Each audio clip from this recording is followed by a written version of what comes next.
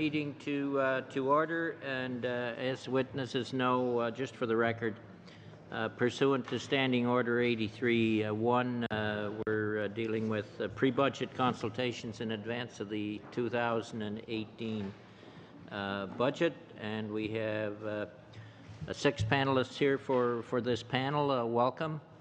Thank you for coming, and as well I want to thank, I think most of you have presented submissions prior to the mid-August deadline.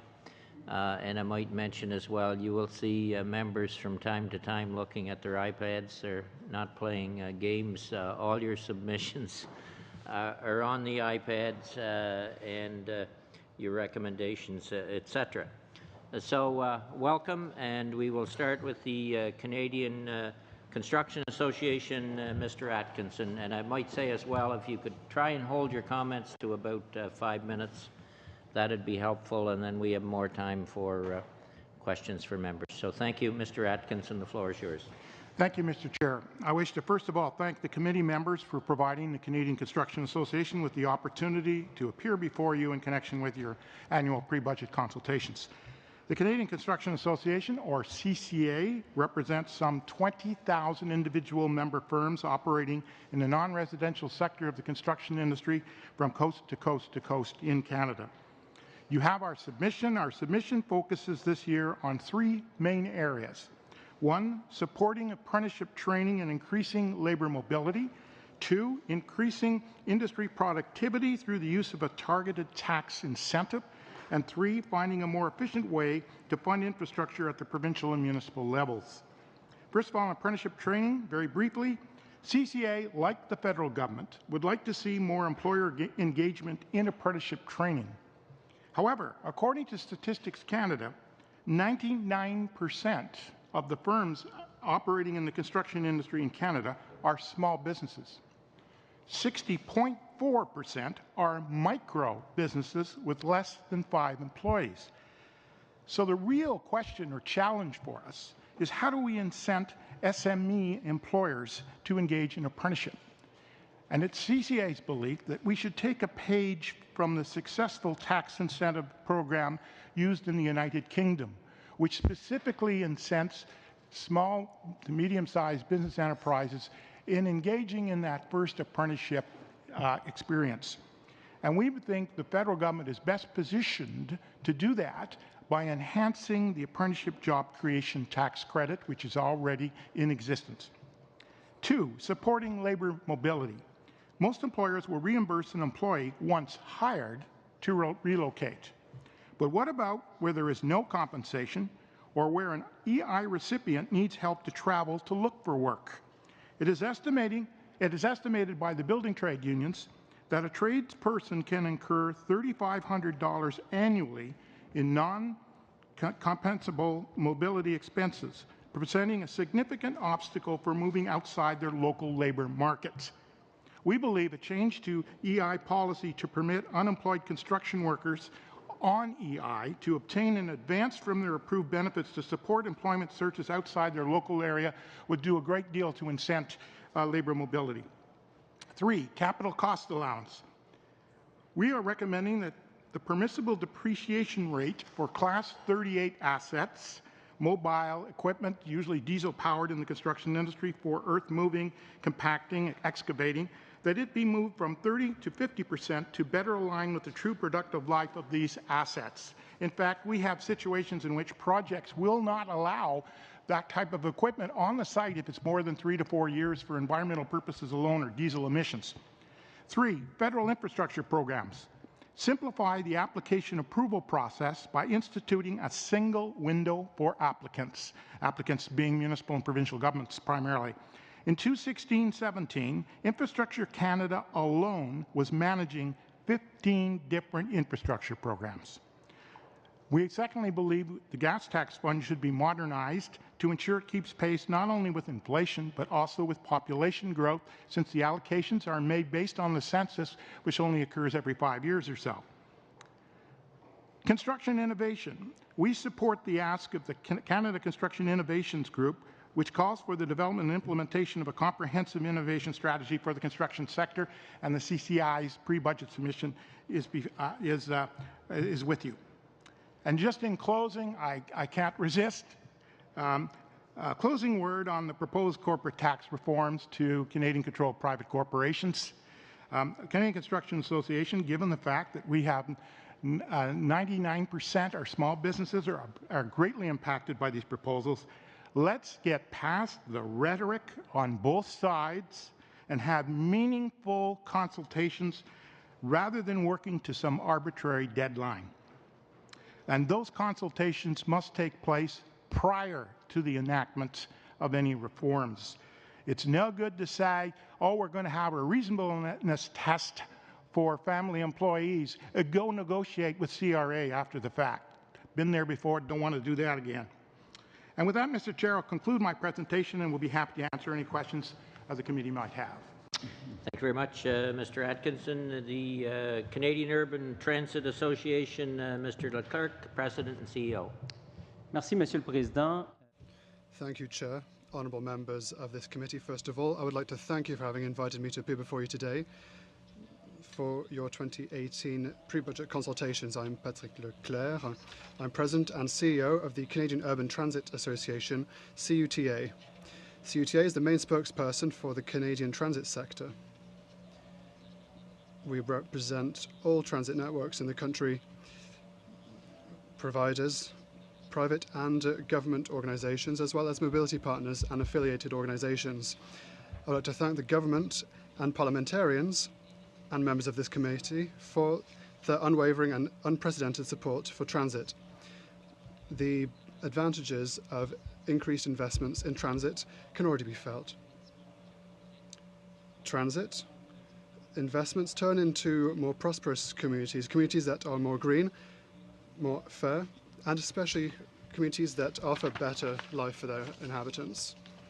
Has provided short-term funding of up to $3.4 billion to support the rehabilitation and modernization of transit systems.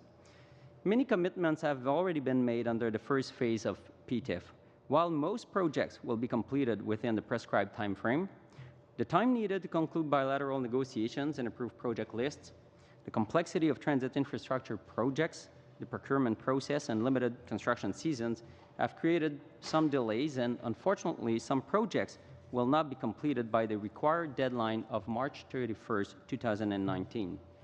Therefore, CUTA is urging the government to confirm that all funds committed to communities under the first phase of the Public Transit Infrastructure Fund remain earmarked to transit with the same funding conditions and criteria after the March 2019 deadline for project completion. Au-delà de la première phase du fonds, beyond the first phase of the Public Transit Infrastructure Fund, the federal government will inject over $20 billion over a 12-year period for transit. Such investments must be based on sound data from industry so that we can objectively evaluate and measure the effect of investments from the government. CUTA is internationally recognized for its leadership, its experience, and its expertise in the collection and analysis of Canadian industry data for transit. Indeed, we have the biggest data collection program in Canada. Yearly, we collect over 1,003 different unique data points for every single transit member of CUTA, 98% of all transit in the country. The need for evidence-based decision-making and CUTA's experience and expertise in leading the most important national transit data program, we recommend the government partner with us in establishing comprehensive performance metrics and mandate CUTA to track, analyze, and report to the government in a harmonized way on the industry's progress and outcomes of transit investments. We're also following closely the creation of a climate change strategy. One of the most effective ways to reduce emissions from passenger transport is to measure transit's direct and indirect contribution to reducing GHG emissions through modal shift, the reduction of traffic congestion, and densification.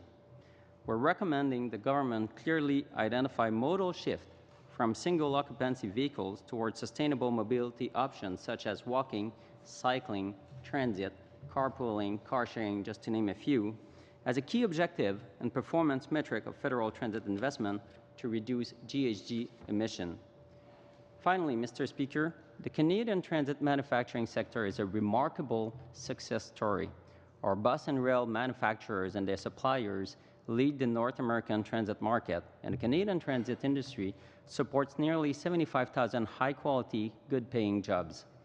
However, it's with great concern that the industry has seen the implementation of an increase to the Buy America requirement for transit procurement in the United States. We believe that the government must leverage the current trade discussions with the U.S. to ensure Canada's transit industry has fair access to U.S. market, especially at a time where the Canadian government is making record investment in transit. It's critical that we treat our transit manufacturing industry as a strategic sector to defend, protect, and promote. The Government of Canada should therefore seek fairer access to Canadian companies in U.S. public transit procurement by requiring that Canadian components receive national treatment in the calculation of Buy America requirement. Merci, Monsieur le Président. Thank you very much. Turning to Canada Without Poverty, Ms. McLaughlin and Ms. Bliss. Good afternoon, and thank you for this opportunity to address this committee. My name is Harriet McLaughlin, and I'm the Interim Deputy Director of Canada Without Poverty, and I'm joined this afternoon by CWP's Legal Education and Outreach Worker, Michelle Biss. For those who are not aware of our organization, Canada Without Poverty is a nonpartisan, not-for-profit charitable organization dedicated to the ending of poverty in Canada. The organization was created in 1971 as an outcome of the Poor People's Conference, a national gathering of low-income individuals as a national anti-poverty organization, or NAPO. Since this time, CWP's Board of Directors is comprised entirely of people with a lived experience of poverty. In Canada, 4.8 million people and 1 in 7 people live in poverty, including 1.2 million children. Poverty, homelessness, and food insecurity are also disproportionately impact marginalized groups across the country, including persons with disabilities, single parents, women, racialized persons, Indigenous peoples, and LGBTQ2S youth. While Budget 2018 must look towards solutions to the staggering rates of poverty in this country, Canada also has a legal obligation to address the violations of human rights that poverty, homelessness, and food insecurity represent. As signatory to the International Covenant on Economic, Social, and Cultural Rights and other human rights treaties, Canada is obliged under international human rights law to meet the rights to housing, food, work, health, and an adequate standard of living. Adherence to these human rights obligations would also be an important step forward towards the commitment and further realization of the UN Sustainable Development Goals. We recommend 11 immediate steps the government can take to support the economic contributions of people in Canada. These measures would also implement recommendations of United Nations treaty bodies. This includes 1.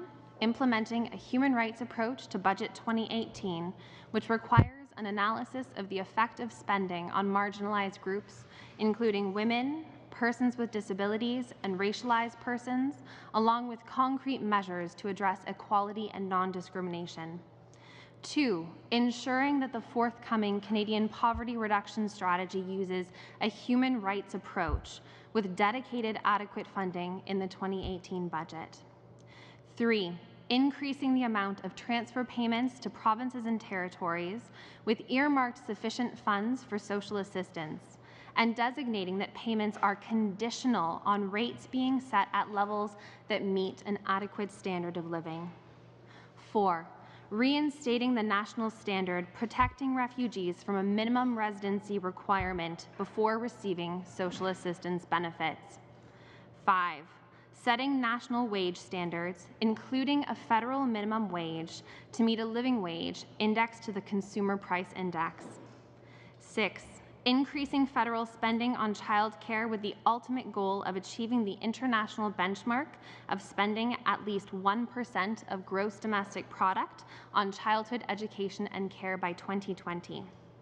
7. Ensuring that the Canada Child Benefit is indexed and that conditions are made to ensure that provinces and territories cannot claw back benefits.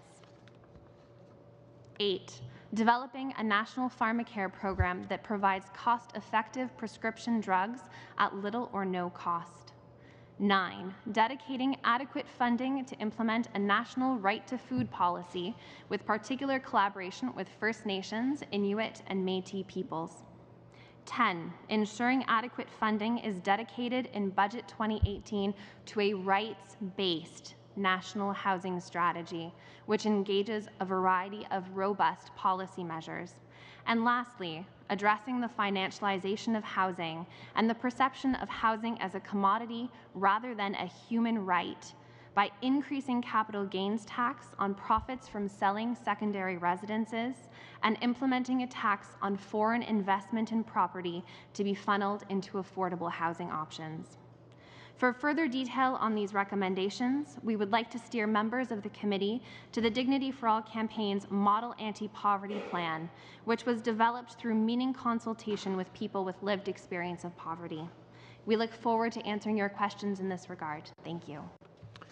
Thank you very much. To you, Chair, and to members of the committee for the opportunity to present our perspectives on Budget 2018 here today. We both work with the Cooperative Housing Federation of Canada. It's a membership association of housing co-ops from coast to coast to coast, where 250,000 Canadians call home.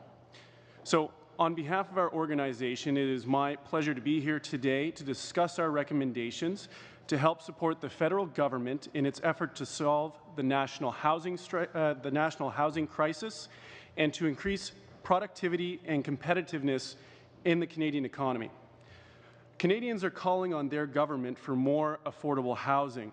In markets across the country, moderate and low-income households are finding it difficult to find an affordable place to live in light of soaring prices and a lack of housing options. For many Canadians, productivity begins at home, and a lack of affordable housing options is a roadblock to social and economic inclusion. We believe that our 3 recommendations can help begin to solve the housing crisis, and I'll turn it over to my colleague Douglas Wong to go through those recommendations. First, the federal government must protect 20,000 at-risk households living in housing co-ops. The government has already pledged to do this on a number of occasions dating back to before the last election. It is now time for concrete measures that will protect long-term affordability for those who need it the most. It is imperative that these new measures feature the same breadth and depth of support, ensuring that the same number of households are supported moving forward and that those households are offered the same level of financial support. Low-income households need certainty now and cannot wait until next year to get an update on the status of this vital program. Second, co-ops across Canada are ready to do more with their assets. In only a few years, co-ops have leveraged over $100 million for capital renewal, fueling their local economies and creating jobs. One key tool that co-ops have utilized to kickstart their asset regeneration has been to prepay their CMHC-held mortgages. These mortgages were signed at interest rates of between 8 and 11%. These rates made sense in the 1970s, but today they are an impediment to capital renewal and job creation. We are calling on the government to accelerate and improve the options for co-ops to prepay their high-interest CMHC-held mortgages. This simple fix would enable co-ops to launch hundreds of millions of dollars of affordable housing regeneration, protecting their affordable housing assets for decades to come.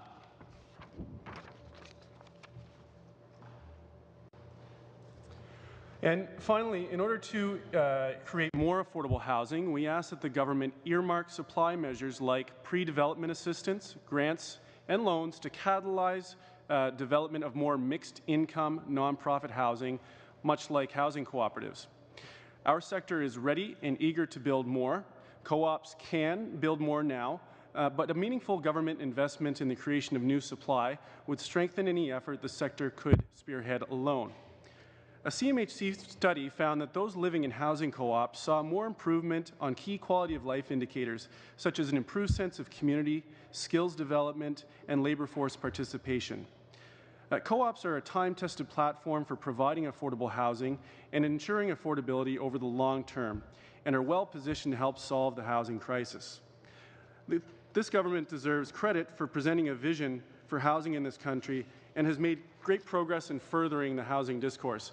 Our sector is excited to tackle the housing crisis with the federal government as a strong partner in the years ahead through the National Housing Strategy. It's unique at this time that we all have a chance to work together to turn the housing problem into a solution for our communities. Thank you for your time, and we look forward to questions as well. Thanks. Thank you very much to you both. Turning to the Association of Canadian Faculties of Agriculture and Veterinary Medicine, Mr. Whittle, Dean, Ontario Vet College, and Mr. Dufour, President-elect Dean, Laval University. Welcome, and I don't know whether I got your name right or not, Jeffrey.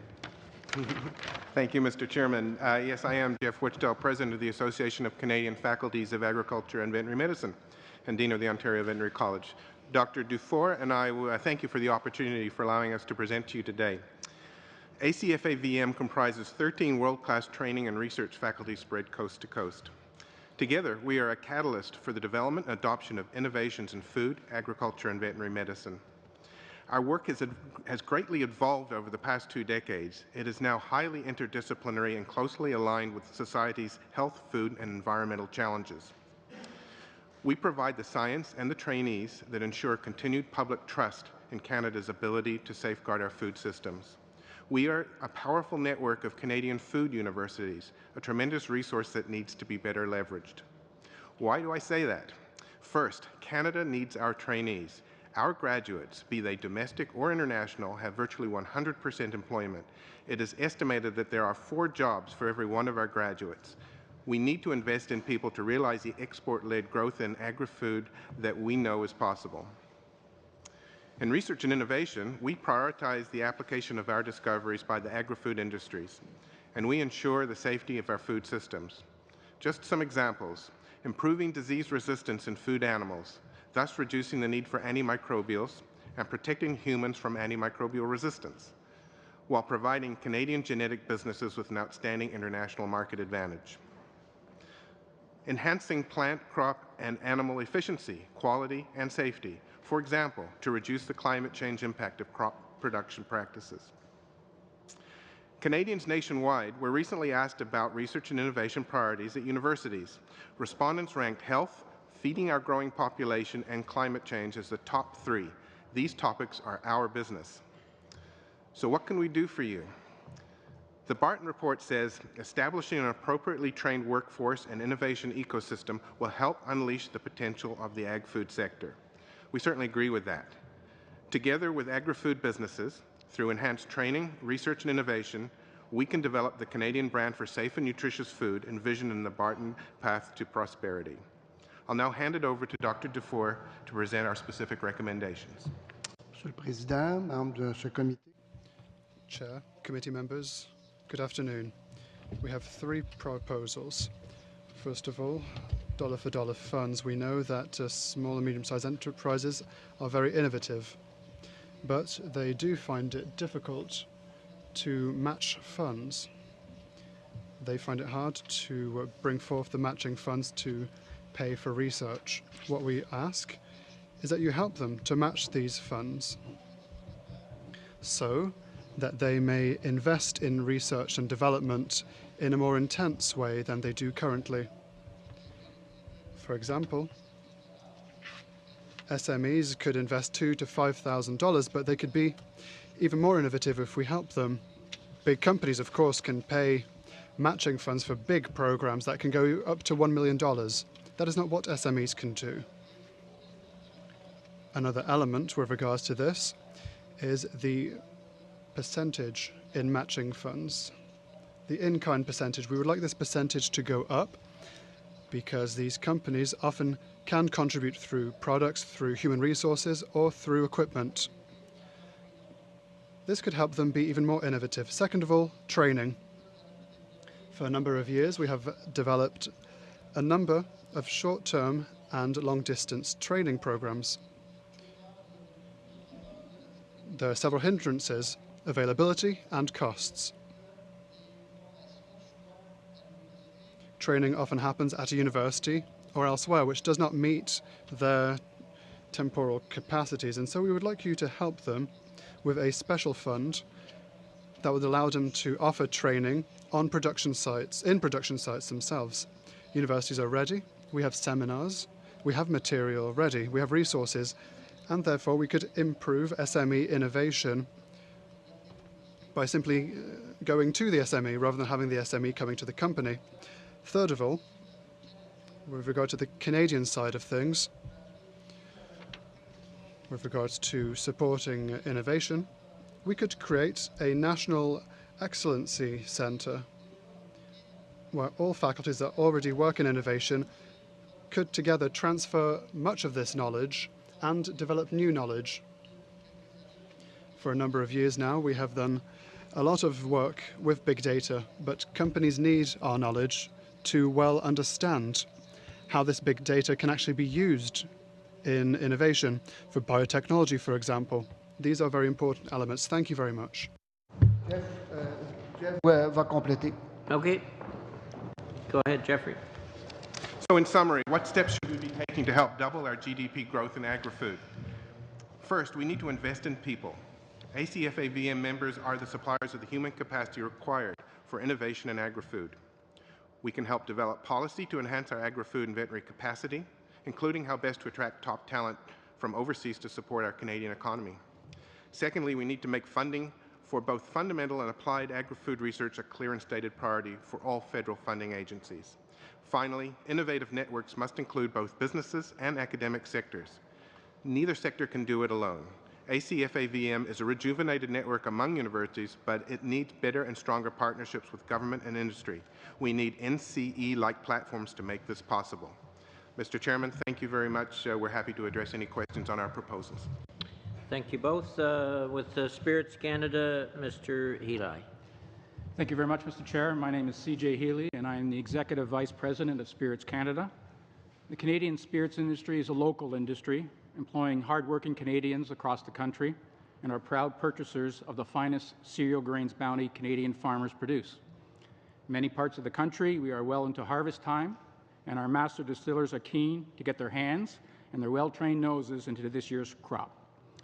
Fabriqué avec de l'orge, du maïs, du seigle et du blé, produits localement, les spiritueux canadiens. Made from locally sourced barley, corn, rye and wheat, Canadian spirits and our signature product of Canadian whiskey can compete with the best from around the world. It can compete and succeed, but this is not possible with two arms tied behind our backs. Our member companies are primary manufacturers, sourcing local agricultural products, transforming these into high value-added, branded, customer products of the very highest quality. We are an industry with a history that predates Confederation and an international reputation for making truly great whiskey. However, we feel very much like the proverbial canary in the coal mine. Unfortunately, the canary died, and very few paid any attention, and no lessons were learned. The Department of Finance, once renowned for their professionalism and expertise, has, in our view, unfortunately lost touch with hardworking Canadians. The Department's advice, in many instances, to ministers and to members today now appears largely limited to wealth redistribution and ignores the most basic principles of wealth creation. Finance officials, hiding behind the principle of budget secrecy, have essentially built walls to insulate themselves, and it is now extremely challenging for wealth creators, large, medium, or small, to have meaningful dialogue with finance officials.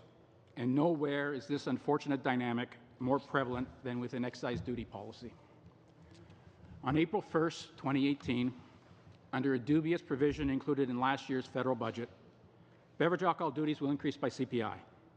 It's certainly foolish, but unfortunately it's no April Fool's joke.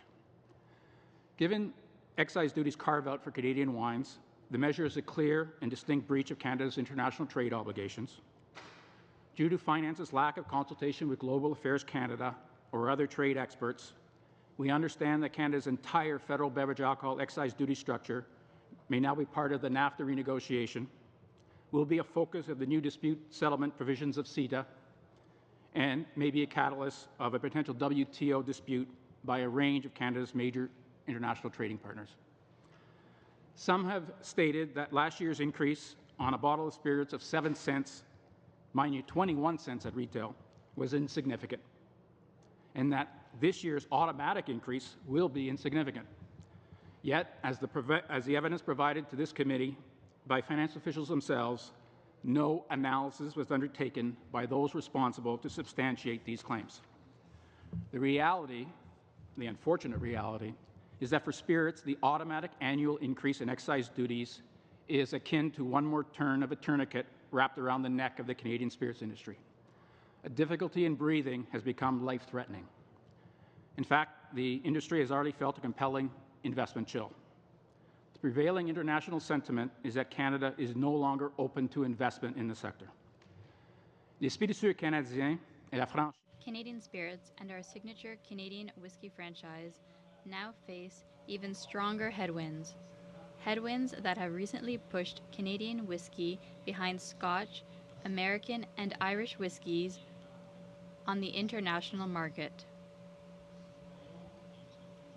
We believe that Canadian Spirits, as the most highly added value Canadian processed agri-food products made here by Canadians from Canadian-grown produce, deserve more than to be milked dry by excessive taxes that account for 80% of the retail price of a typical bottle of spirits. Needs to be about more than simply taking more. It must instead be based on sound, transparent principles. Principles such as fairness, equity, globally competitive. The current excise duty structure and its ill-advised new automatic escalator clause fail to meet these guiding principles. We hope the committee will recommend 2 adjustments to the current excise duty structure. 1, the immediate elimination of the annual automatic escalator clause for beer, wine, and spirits introduced last year. And 2, the adoption of a reduced excise duty rate on each spirits producer's first 100,000 litres of pure alcohol sold in Canada each year, a step system similar to that already in place for beer. A profitable home market is essential to any international success. Moreover, continual reinvestment in facilities, in people, in product innovation, in market development, and in the Canadian whiskey franchise itself is a prerequisite for a sustained domestic spirits industry. Canadians will always drink and enjoy spirits. The questions are whether these will be made by Canadians from Canadian inputs and whether spirits exports from Canada will continue to be a wealth and jobs creator for the country. Thank you. Be pleased to answer any questions the committee may have. Thank you very much, Mr. Healy. Then turning to questions, and we will go to first round 7 minutes. Mr. Sabara. Thank you, Mr. Chair, and thank you everyone for your presentations. Quite insightful on all accounts. I wanted to turn my attention just a couple comments. First of all, for the Canada Without Poverty, welcome, Harriet and Michelle. One of your recommendations, I think one of the most important ones from my view, is that the Canada Child Benefit is going to be indexed. I think it's 2 years out. It will be indexed, and I think we can proudly say that program is lifting and has lifted literally tens of thousands of children out of poverty, and that is something we should all be proud of. It's an extra nearly $5 billion that is being sent to families across Canada from coast to coast to coast. It's simple, it's tax-free, and I think it's working its way through the system and translating into the results where even the Bank of Canada governor commented on its power for benefiting. And so I just wanted to point that out. But I wanted to move on to Mr. Atkinson on the Canadian Construction Association. With regards to the capital cost allowance in Class 38 and replacement of getting new equipment out there for individuals in that field, how important is that bump up from 35 to 50%? If you can answer very quickly, please. Sure. Give you a comparison where we are with respect to the U.S. Under the current system in the United States, which is more of a direct depreciation, A typical piece of equipment is written off within 6 years. Under the current system in Canada, it takes 11 years, and you're still not really there. And the useful life of a lot of this equipment is turning over in a 3 to 5 year cycle. Okay, thank you. And then the issue with regards to labor mobility, because I do hear that still, we like to think that it's easy for workers to move from, say, Northern Ontario or Northern Saskatchewan to, say, York Region or the GTA. But what can you say about the importance of having an impetus or catalyst for labor mobility within the trades? It's absolutely key in our industry. We need the workers to go where the work is. We'd love to be able to move a northern mining project in British Columbia to downtown Vancouver, but it just doesn't work that way. So we need a mobile workforce. Okay. Moving on to the Canadian Urban Transit Association, the bilateral agreements that are signed between the provinces and the federal government, we know take time to happen. We also know that there's a time period for projects to get underway and get all the approvals. Out of the first PTIF 1, which I believe was about $3.4 billion, correct? And then the second PTIF 2 is approximately $20 billion, if I'm not mistaken. Yes. Do we have any estimate of what the amount of funds that may be left over in PTIF 1, or is it too early to tell? At the time, it's a bit too early to tell because some projects are still waiting approval. So we'll know, and that's something we're monitoring closely and we're reporting to the minister, but we know there will be some left. We'll have a better estimate when all projects are approved. Okay. Moving on to the Cooperative Housing Federation, one of your ideas with regards to the prepayment of CMH high interest rate CMHC mortgages, and I understand when I first moved to Toronto, back to Ontario, I lived in downtown Toronto, and I lived in a riding that had a lot of co-op housing that's represented by the parliamentary secretary to the Minister of Human Resources and Skills. What amount of mortgages are we talking about, and how big of a catalyst would this be to the development or the construction of new cooperative housing?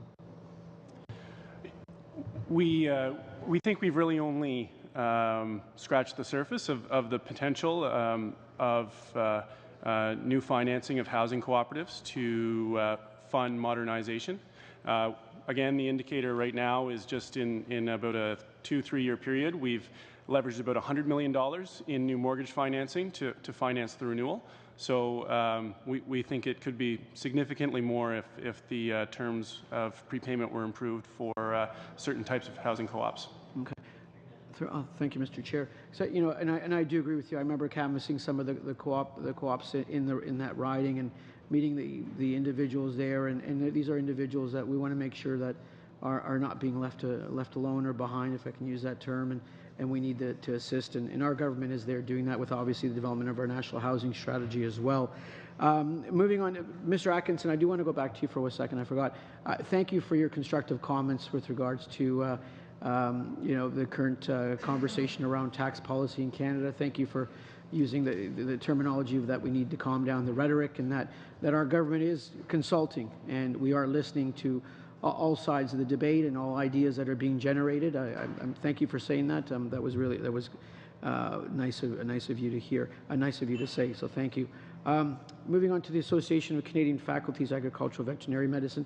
We know the agri-food business in Ontario is the largest, if I'm not mistaken, industry in Ontario right now, and we need continuing innovation there. If you wanted just to comment on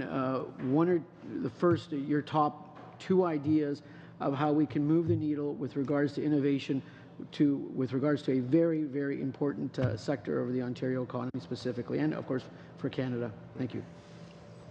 Go ahead.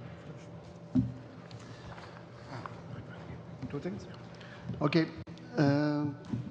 Je vais vous répondre. I'll answer. The first thing is that if we want to accelerate innovation, we need to help small businesses with matching funds. Currently, I'll give you an example. At Laval University, we have about 100 small businesses that work with us, producers and small processors. These people need help with matching funds. That's the first aspect that we need to look at if we want to rapidly increase innovation. We need to help them to invest in innovation. The second is training, of course. They have staff, but often we have highly performing equipment through the Canadian Innovation Fund. We have the knowledge. Now, on their side, they need to have access to that knowledge. That's often where the rubber hits the road. We need to work with them. We need to connect them. There needs to be a training program that can go directly into the industry. And of course, all right. About 7 minutes. Thank you, Mr. Chair, and I just want to thank all of our witnesses for coming here and sharing. I try to learn something new every day, and so you guys have done a very good job, so it must be downhill for the rest of this meeting for me. I'd like to actually start off with Mr. Healy. Mr. Healy, what are Canadian firms' marketplace share here in Canada domestically? Spirits side, we represent just under 60% of Canadian spirits consumption. Okay, so we have 60% of it currently. Okay, now who is most sensitive to these excise tax changes? Is it the larger firms or is it the smaller ones? Equally, it's equally damaging. From a large producer perspective, what it does is it rips out any investment in innovation. And on a smaller producer side, it just destroyed his business plan because most of these have been open for less than 3 years. Yeah, and that was going to be my next question because the maturity of firms is also a big question. Obviously, someone new has both to pay off the capital investment and keep the doors open with their staff. So you would then think that the more mature, larger firms are able to weather the storm a little bit better? The recommendation, the second recommendation we have, which is a step system, which would provide every producer a break on their first 100,000, let's say, of liters of pure alcohol. Obviously, is a much greater proportionate value to a small producer producing up to 100,000 hectoliters, but the actual investment is going to come from the larger firms. So depending what you're looking for, jobs or investment. Yeah, okay, well, and we're certainly looking for both, and we're looking to see them do well. Now, in regards to, again, going back to the smaller firms, let's put ourselves, there's many people that have opened up small artisan distilleries in the Okanagan, for example. What are some of the concerns for someone with these new excise taxes? Can you maybe go into that a little bit, elaborate that a little bit further? People are enthused about the idea of getting into the artisan spirits business. It sounds very romantic. What they don't always do is have the full business case done in advance, and they are surprised and shocked by the amount of investment that is required to get into a liquor board system, to develop a product that is differentiated between themselves and what's already in the market. And one more hit like excise threatens closing some of those doors. So where do you see most of the growth in the spirits industry in the past 5 years? Is it in the mature market or is it in these new craft artisan distillers? It's in new artisanal products made by producers of all sizes. That's what's differentiated spirits from the other sectors. Products like Lot 40, Pike Creek, Gooderham & Worts are all produced on a craft basis by established large firms. Okay, and so who are our main competitors in the domestic market? On the whiskey side, it's the Scotch, it's the Irish, and the American. The Irish and the American whiskeys are seeing double-digit growth for the last 5 years or so. So we've seen Canadians still prefer Canadian whiskey. So we're at about 65% of the Canadian whiskey market. 65% of the whiskey market in Canada is occupied by Canadian whiskey, but that was 70% 6 years ago. So why has the Americans, the Scotch, and the Irish seen such large returns and growth in their industry? Primarily because of the level of investment they're putting against their brands, because all investment in foreign markets, so in this case, an American investing into Canada is all funded by their local market. The fact that they have much higher margins in their home market allows them to invest in foreign markets and develop new export markets, something that we don't have the dollars in our genes to do. Okay, so already there's a tax, or pardon me, the Canadian producers basically are taxed much higher than their competitors. Exactly, and that was the fallacy in the department's analysis last year. They assumed that there was all this tax room for them without doing the analysis to recognize that we were already disinvesting from the Canadian whiskey business and the Canadian spirits business but as we have seen by some people, members here from Brampton, they know that a Bacardi plant that has been in operation for over 40 years had to announce their closure. People down in Windsor noticed that the Canadian Club Heritage Centre had to close their doors, all because we don't have enough resources to fully invest in our franchise. Okay, so if we don't have a tax competitive regime in Canada, then when we open ourselves to tariff-free access, and I'm a big believer in free trade, but again, is that going to put that 60% at risk? We do not advocate tariffs or building walls, right? Because 70% of what we make, we export. So we have to have clean hands ourselves to make sure that we continue to have open access in foreign markets. Well, I'm a big believer that we can compete and do very well in the world. It's just, again, what kind of regime are we operating under? And if we don't allow these small producers to become large ones, and large ones to be able to get economies of scale, that they can compete with such, because I imagine with the Scotch as well as the Irish and some United States companies, they are very mature and established. The spirits industry is a global industry. So we have a Canadian subsidiary of a multinational. That Canadian subsidiary has their own profit and loss responsibilities. You increase the cost of that Canadian subsidiary, they can't reach into their Scottish counterparts or their American counterpart and pay for that. It has to be generated from the domestic business itself. Okay, I'd like you to explain a little bit more recommendation 2, which is again to give that first 100,000. So maybe you can explain why you're advocating for that end of the industry. Spirits Canada does not have a lot of small producers today because they're all relatively new and they're just getting into the business. But we recognize that they bring tremendous value to the category. They bring excitement and innovation and a buzz to the business. So how do you, in a trade legal fashion, provide proportionally more support to a smaller producer than a larger producer? This is the best way to do it. You give everybody the same value break, i.e., let's say 50% reduction on your first 100,000 liters of absolute alcohol. But if you're a small producer making 100,000 hectoliters or less, you get that benefit on your full production. Well, if you're a 10 million liter producer, you only get that value on your 5% of your business. It encourages people to hire and to really go for it. And then eventually, though, that it does pull it back where the taxpayer is receiving the full amount. And you don't have that fiscal cliff problem of coming up to an arbitrary limit like 100,000 and then having to go from this great rate to the full rate. Thank you both. Mr. Boulerice. 7 minutes. Thank you, Mr. Chair. Thank you to all of you for your presentations. I'll ask my first question to Mr. Ross and Mr. Wong. I'd like to tell you that in Montreal, in my riding, we had the opportunity to have a number of housing co-ops that are very much appreciated. They're nice places to live. Generally, families are very satisfied in them. In your presentation, you said that agreements,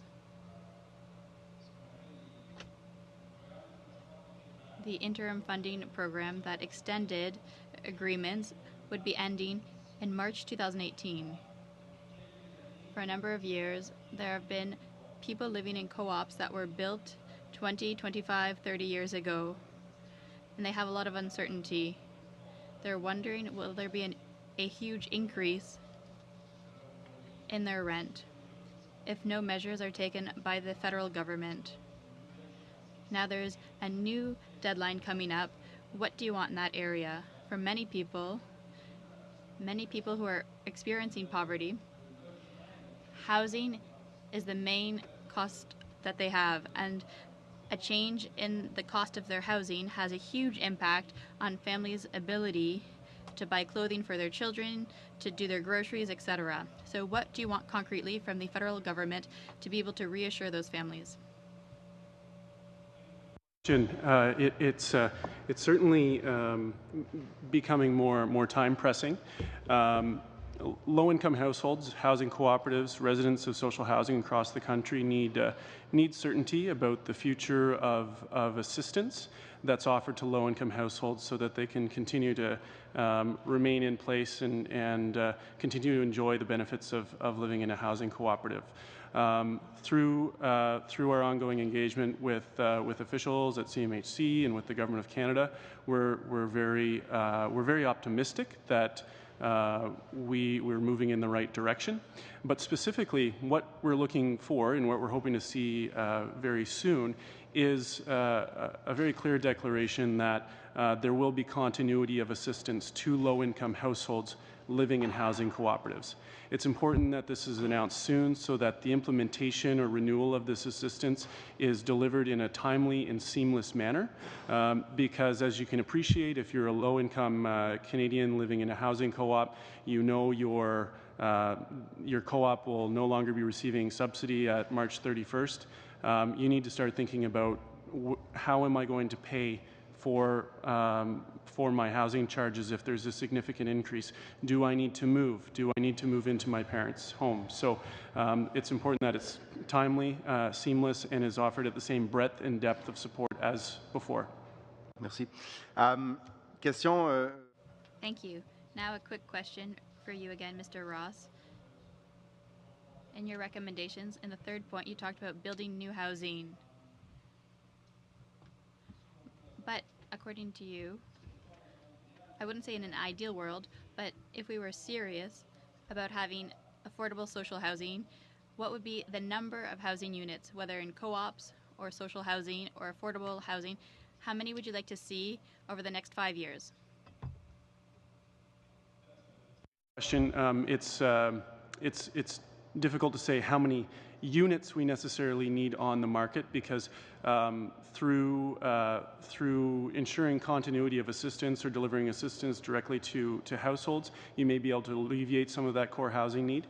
But certainly there is a shortage of low and moderate income housing in Canada, and there are 1.5 million Canadian households in core housing need. So the need is quite significant, and hopefully the census figures in October will give us a stronger indication of where we need to focus.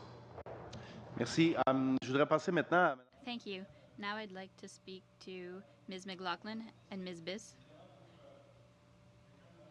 For someone with my background in politics, what you've said is music to my ears. I'm very pleased that you're in favor of restoring a federal minimum wage. With other partners, we said it should be about $15 an hour. Is that what you were thinking about?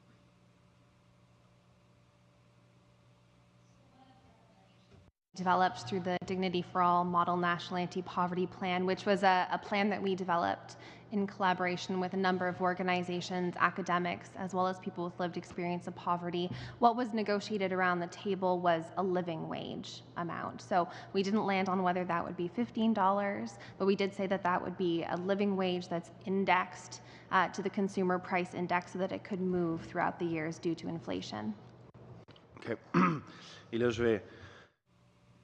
Now, there are a number of your proposals that are very interesting, and you've said that you're concerned about housing as well, and we think that housing is a right, and I was pleased to see that the angle you take on this is an angle that's based on human rights.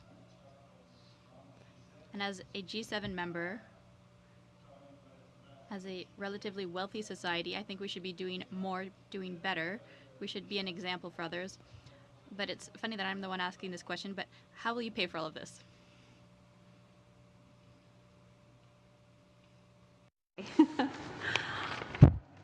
The million-dollar question, or perhaps the billion-dollar question. Well, one of the pieces that we've learned going through United Nations treaty body reviews is that Canada has an obligation to ensure that that we are dedicating a minimum amount of resources, the inadequate amount of resources towards our human rights obligations. And in fact, in many of our discussions with organizations like the Canadian Centre for Policy Alternatives, who you are likely aware of, who create an alternative federal budget, who look at different ways that we can increase both revenue as well as increase the way that we're conducting our social spending. One of the ways is, of course, through tax reform. And ensuring that that we're getting the income that we need. But one piece that I think is really quite interesting that's come out of a number of these United Nations treaty bodies is the fact that when you look at the fall fiscal update and the numbers that came out of there,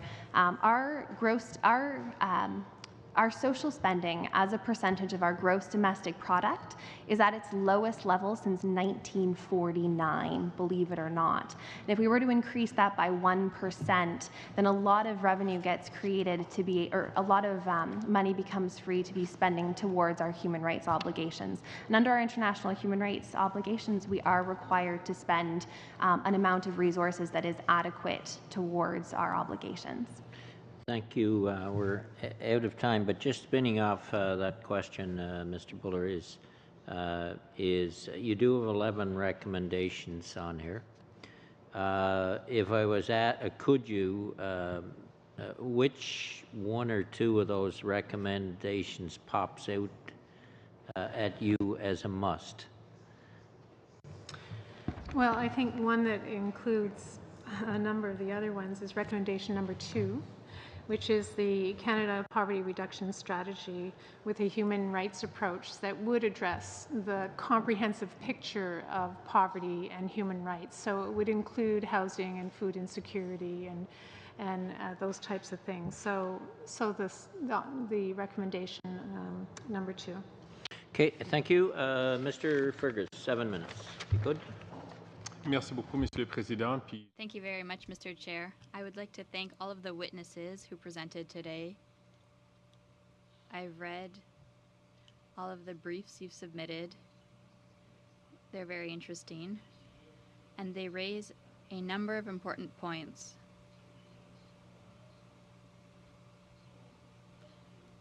Some are closer to each other than others. Some are more similar than others, but I found them all very interesting. If you'll allow me, Mr. Chair, I would like to ask my questions to the Cooperative Housing Federation of Canada and also Canada Without Poverty, because I think their proposals have a few things in common. Regarding the Federation, I have to admit a conflict of interest. 25 years ago, my first job was sharing the same role with my wife in a housing cooperative. I saw with my own eyes how important it is to have different types of housing, how it's so important to have affordable housing, and what that gives to people. Dignity and also economic benefits. They're very clear. And to echo something that Ms. Biss mentioned, or Mr. Bulleris' question, my dear colleague from the NDP, is how do we address these issues? And I would say, how could we not afford affordable housing in a country like Canada?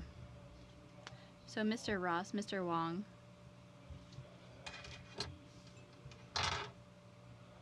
you've seen the value of having quality housing, housing with different types, so people who would be paying market rate and also people who would be paying a percentage of their annual income if they have a low income. Could you add more information regarding your experience in providing good housing for everyone? The mixed income model is certainly something that helps create more cohesion in community. It ensures that households who may face typically systemic barriers to social and economic participation have a conduit to inclusion by virtue of having neighbors who they can rely on for some support. And oftentimes, what's also advantageous about this model is that housing cooperatives are often very well placed in neighborhoods and in community, so that the residents of a housing cooperative are not segregated in any form from the mainstream of community life. So by virtue of the model being inclusive and well placed in community, we tend to see better housing outcomes for Canadians. Parmi vos revendications, amongst your claims, you said that the CMHC has to allow cooperatives to pay back their mortgages with 8 to 10% interest rates to benefit from the current situation where rates are very low. Could you give us a couple of comments on how much this will save for them? Money that they could reinvest in what? That's the question, to ensure the viability of these housing units. Thank you for the question. In terms of prepayment options for housing cooperatives so that they can reduce the financial burden of high interest mortgages, it allows housing cooperatives in today's low rate environment to regenerate their housing stock. And it's important to keep this issue separate from the continuity of assistance to low-income households. Under current operating agreements, all the supports kind of are jumbled together. But moving forward, we're looking for new models. So keeping the buildings separate from the assistance to low-income households is a very important dimension of looking at prepayment options for housing cooperatives. Madame Biss. Ms. Biss and Ms. McLachlan, no doubt you have noted how important housing is in reducing poverty. To make sure that people do not fall into a precipice, because we know that when one does not have a guaranteed roof above one's head, it's very easy to fall into poverty and to become a person who lives on the margins of society. Could you give us more information on how important it is to have available housing and rental units that is accessible to all Canadians?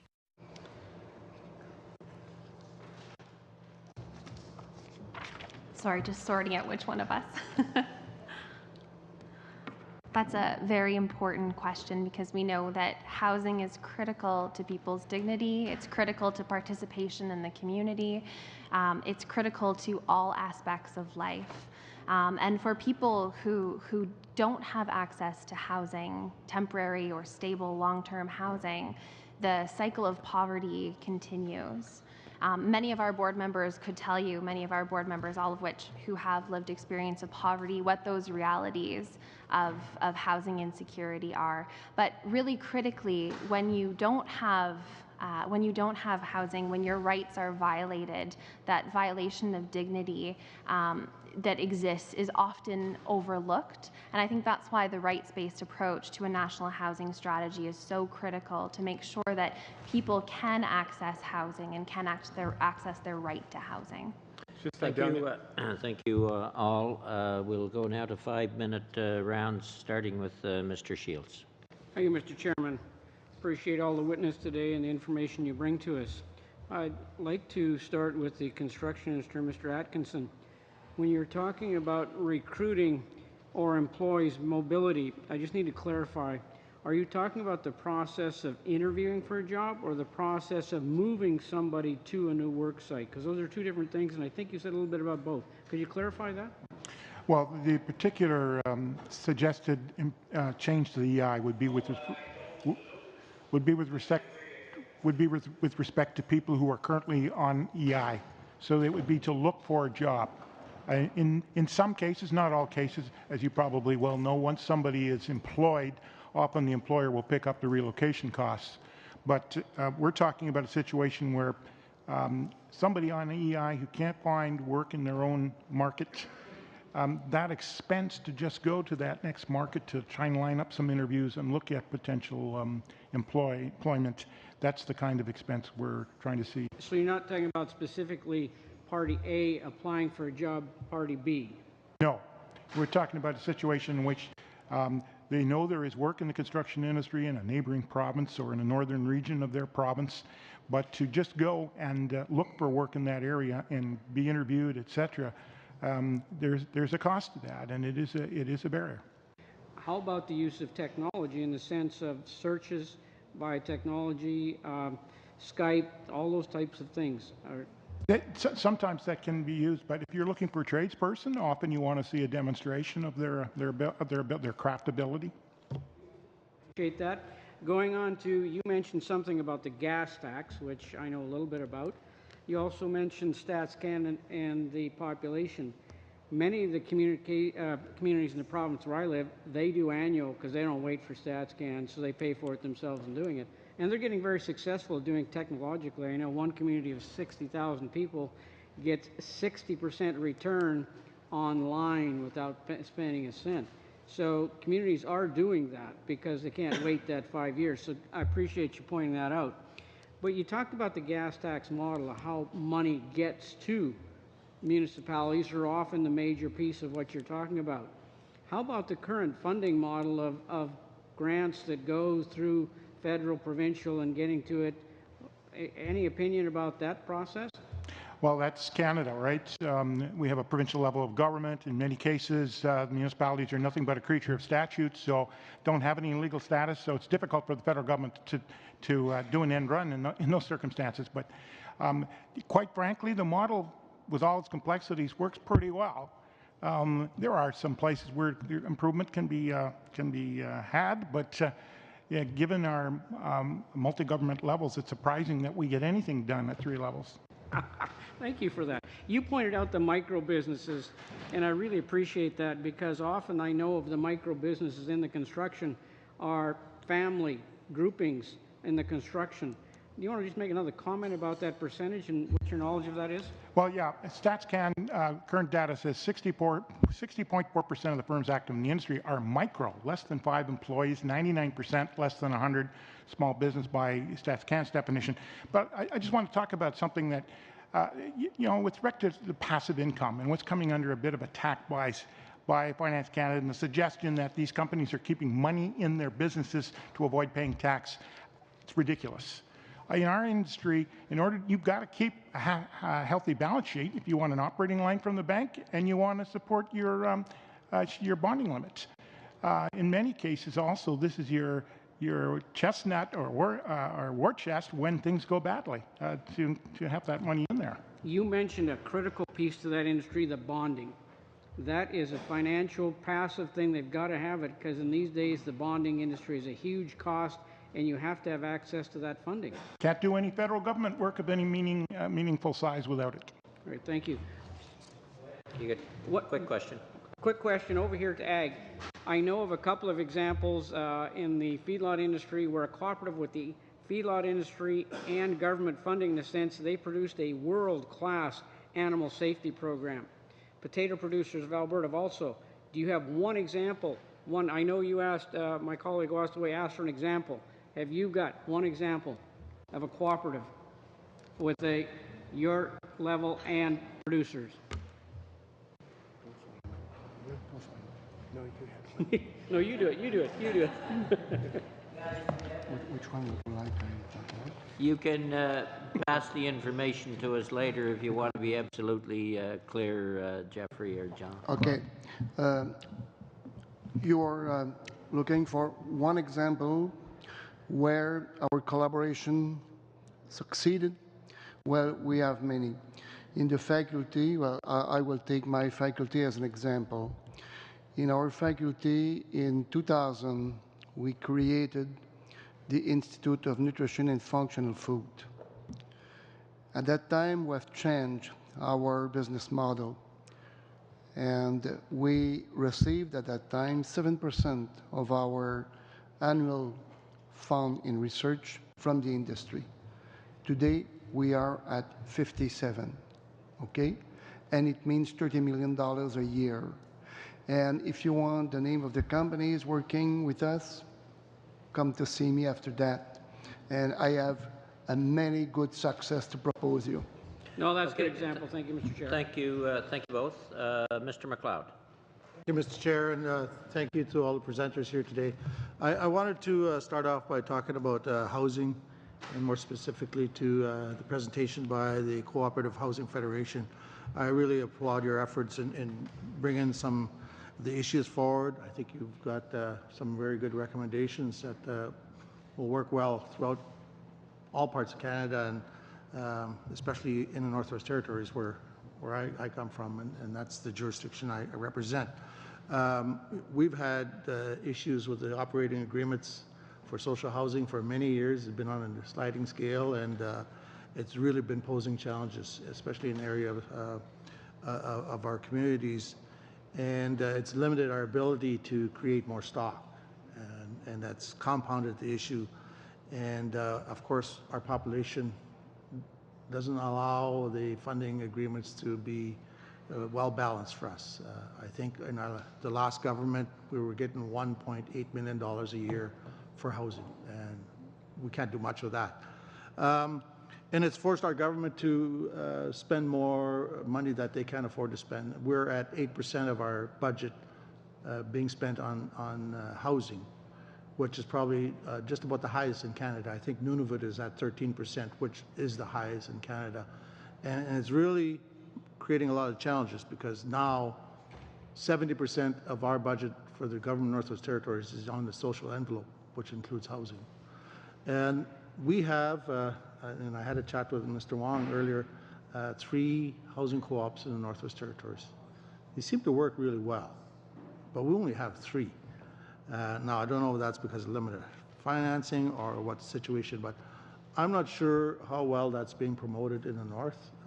I'm curious to know if Nunavut has tried the co-op concept, if the Yukon has tried it. And I also want to know if this is something that you've looked at or tried or has been tried in Indigenous communities. We have huge issues in the North because we don't fall under Indian and Northern Affairs for housing. We have public communities that are Aboriginal. So maybe we could get you to talk a little bit on that, then I'll ask my next question. Thank you. Some very good questions, and I perhaps we can have a lengthier conversation about these very complex issues, but also opportunities moving forward.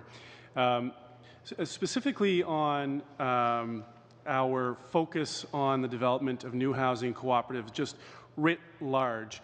Our own members of our own association have said we believe so much in the importance of the growth of housing cooperatives so that more of our neighbors can enjoy living in a housing co-op, that our small association is putting up $1 million for new development efforts. So that's how much our members want to give back to communities. So we're hoping to augment that in partnership with governments and anyone who wants to see the growth of housing cooperatives.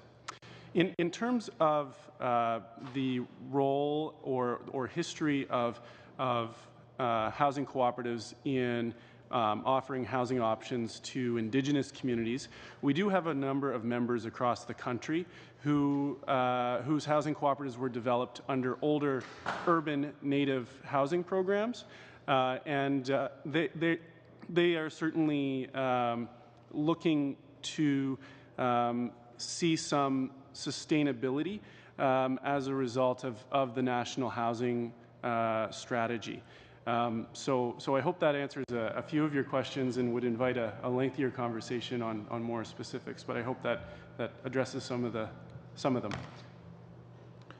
Okay, thank you. Just a quick question to the Construction Association, and I really appreciate the discussion around the labor mobility. That is a challenge in the north.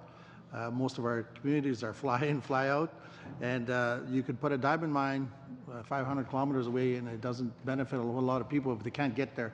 So that we continually look for solutions to that, and I really appreciate your recommendation. We have limited public transit. We have, in terms of public transit, we have one bus in the north, and that's in Yellowknife. That's defined as public transit. But and the government still has a lot of responsibility. The federal government still has a lot of responsibility in terms of infrastructure. The government of Canada still is responsible for all roads in the Northwest Territories. And I'd like to know what measures you would recommend be included in Budget 2018 to ensure that infrastructure projects, specifically in remote parts of Canada, the north, can be funded efficiently. Well, first of all, our association's always been on record as saying that we believe priorities should be set by the custodians, not by somebody sitting in Ottawa or Gatineau. And I think that's key going forward, that since the devolution of custodianship for infrastructure has taken place over the while to municipalities, to territorial governments, to provincial governments, it's absolutely key that any national program we develop is flexible enough to understand the different priorities and the different methodologies in all across Canada. So I think with respect to the north in particular, I think it's absolutely paramount that any national programs developed really understand the needs and priority needs of the north from the people who live there and the people who are responsible for its overall custodialship. That's absolutely key. Thank you. Thank you all. Just while we're with the Construction Association, Mr. Atkinson, you mentioned the apprenticeship training program in the UK. I don't think that information is attached to your brief. I looked. Could you send the clerk the information on that or a link to it? Absolutely. Good. Thank you. Mr. Kamish. Thank you, Mr. Chair. So I want to continue with you, Mr. Atkinson, where my colleague left off about the bonds.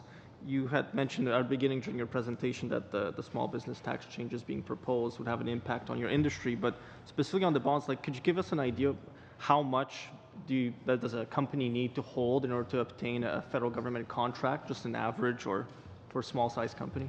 Well, actually, it's almost the other way around. Our firms in North America, not just in Canada, but in the United States, all use the bonding facility to actually leverage their own balance sheets, and they can do that by 15 to 20 times.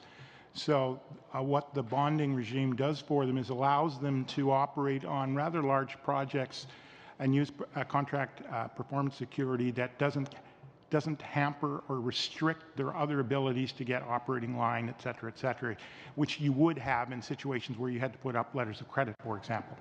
But to give you an idea of how important it is for construction companies to have a healthy bonding limit, not only can you not bid significant work for the federal government without bonds, if Bill 142 passes in the Ontario legislature later this year, all construction projects in Ontario will be bonded by statute. So it becomes absolutely critical for any firm of any size who works for the provincial government in Ontario to ensure that they have bonding capacity. And one of the ways you have to do that is keep a fairly healthy balance sheet. And so at the end of the life of a construction company, when someone is considering retirement, when does that usually happen in the construction sector, one, and what happens to these companies? So it's kind of a two-part question there. Is it typically the companies then sold as is, or the assets stripped out of it first? Like, is it the client list that's valuable? Is it the assets you've accumulated over time? Because a lot of this construction material, the vehicles that you have, they may not be as valuable. They've already depreciated in value. They're not the latest. So what happens to that company? It's all over the map. It's not all that much different from other industries that are populated primarily by SMEs. A lot of them are family-owned businesses, so a lot of them have generational succession. But just with the aging demographic alone in Canada, we're finding succession of family-owned businesses is much more challenging. and I'm sure many other industries are as well. It depends on the type of business they're in. It's certainly true that you will have a yard full of iron if that's been fully or partially depreciated, if you understood my other discussion about capital cost allowance. But it really depends on the kind of construction that you're in, how big the company is, et cetera. We're seeing a lot of mergers and acquisitions in our industry, which I don't think is uncommon with other industries as well. So it's all over the map, but we tend to be the same as other industries populated by SMEs when it comes to succession and when a company winds up. It's very similar. Very similar. How much more time? 2 more minutes. And so in your presentation, you talked a lot about, trying to make it easier basically for people to move for work, one, but two is also to take up apprenticeship and not have to bear some of the personal costs of moving, getting trained, using maybe part of the EI system. So it obviously is difficult to convince people to get into construction. It's hard work. It's manual. A lot of it is manual labor, especially when you're starting out. So that part of it too is how many people choose then to start their own business early, when they're starting out in the field, versus those who choose to go to work for like a large, big construction company, might be a unionized environment, might not. Like, how does that decision making happen? It's again all over the map, but it's one of the few industries left where you truly see a real entrepreneurial spirit, where somebody starts on the tools and ends up being the CEO of a multi-million-dollar construction company. There's many examples of that. So it really depends. The industry is changing, though, through technology advancements and through innovation, and it's no longer, an industry of the past. It's very high tech. There's lots of new innovation coming in. So more and more, we're seeing more young people turned on to coming into the construction industry. One of our biggest problems is parental attitudes. That still think that, my son or daughter is going to go to university and do this and do that. But very often we find that young people, particularly where they have big school loans coming out of university or college, it's one of the few industries very quickly that they find they can earn a very, very good and meaningful way of living. Thank you all. Mr. Graywell. Sharon, thank you to witnesses for coming. Sorry to keep picking on you, Mr. Atkinson. So Brampton East is a really thriving construction industry. New home growth is quite prevalent. When I was elected, the population was 100,000. In 2 years, it's grown to 122,000. It's projected to be at 135, 140 by the time I run for re-election. As you know, the economy is doing really well this year, and 400,000 jobs have been created. What do you think is the biggest challenge to the construction industry right now in terms of what we can help do for it in the budget 2018? Because we've heard a lot of feedback from a lot of developers locally, and labor shortage is a major issue for them. That's true, and it's not just for our industry. And when we talk about labor shortage, what we're really talking about is the skill and experience walking out the door. It's not a case of bodies; it's a case of knowledge, experience, walking out the door. To give you some indication of what we're looking at, BuildForce Canada says that in the next 10 years or so, we're going to have to find another 250,000 new workers just to replace those that are going to be retiring in the next little while. So it is a constant challenge, one though I think our industry is up to. We are looking at innovation and other things that hopefully will help with that. But I think one of the biggest problems we have with respect to our industry is with respect to knowing where the demand's coming over some lengthy period of time. That's why it's so important for governments at all levels to have long-term infrastructure programs.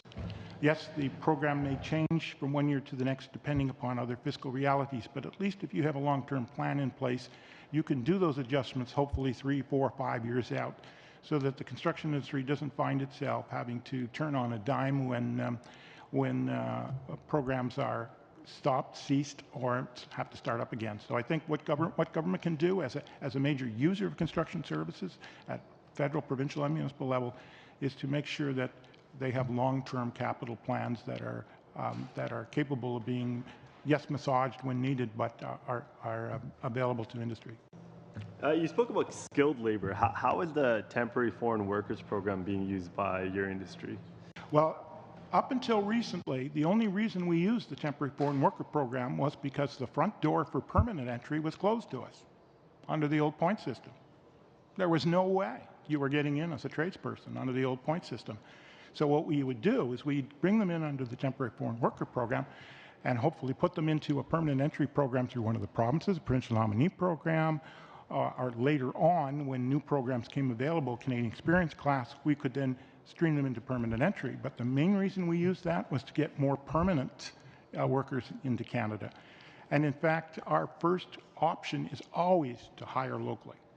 That's our first option, just based on cost alone. So on a practical example, some of the builders were coming up to me and they're like, why do you guys have a language requirement for construction workers? Construction workers speak a different language when they're on the site, and if they can do the job, they should be able to get a work permit to come to Canada. Do you have any thoughts on that? Well, I think there's a safety concern depending on, being able to use materials or products, et cetera, et cetera. Knowledge in one of the official languages is key just for that purpose alone. But I do know a lot of examples of where entire crews are speaking Portuguese on the site, et cetera, and seem to get along well enough. But I think a lot of the concern about being able to speak one of the official languages on a construction site has to do with safety requirements. Thank you very much. Mr. Healy? Spirits Canada, how are you? I'm well, thank you. Excellent. Yeah, so that the Bacardi building was a loss for the city of Brampton. We actually tried to reach out to the company to see what we could have done to try to save that factory in the riding, but they just said it was on an overall scale, that it was just cheaper to go somewhere else. What do you think the government could do in terms of to try to keep these types of companies in Canada? Specifically, try to refer to why a company, because we have a lot of incentives in Brampton. We have a lot of human talent. We're close to the airport. It's a great place to start up business, and we have a lot of manufacturing jobs. So we were really kind of shocked to see them leave. And they make great products. Yeah, well, I don't drink it, but yeah, sure. So the biggest challenge facing the Canadian spirits industry is attracting our fair share of the global investment pool. And the number one question that's raised when a Canadian subsidiary puts their hand up and says, I need $10 million to upgrade the Bacardi bottling line to make it competitive with our other Bacardi plants around the world, the question always comes back to, what's the return on that investment? And the unfortunate fact is that in Canada, our return on that investment is less than in most other, invariably every other market.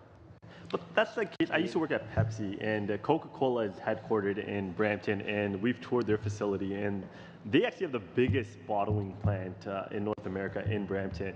And so, when I used to work at Pepsi as a financial analyst, they used to always say Canada is this test case.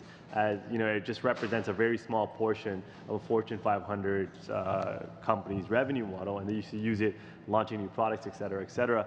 In your industry, how can we do it to increase the foreign investment in our country, so we don't have that type of feedback where it's just like, it's not solely based on return on investment. Yes, obviously businesses are there to make a profit, but a lot goes into them making that profit in terms of human capital, in terms of natural resources, and Canada goes 9 out of 10 on everything else. So in addition to sort of the fiscal pressure, the other barrier that we have in Canada is, and it's sad to say, it's Canadian liquor boards, right? So if you have an innovative new product that you want to test market, they won't take it because they want a track record for listing that product. So in an open market, you can go to one retailer and say, listen, can I make a deal with you? Can you try this new product, and we're going to both make some money on it. You can't do that in Canada other than in Alberta with their private system. Okay, we'll have to cut it there. I just have one question to agriculture and veterinary institutions. And Mr. Atkinson brought this issue up as well. Basically, employment training, labor markets.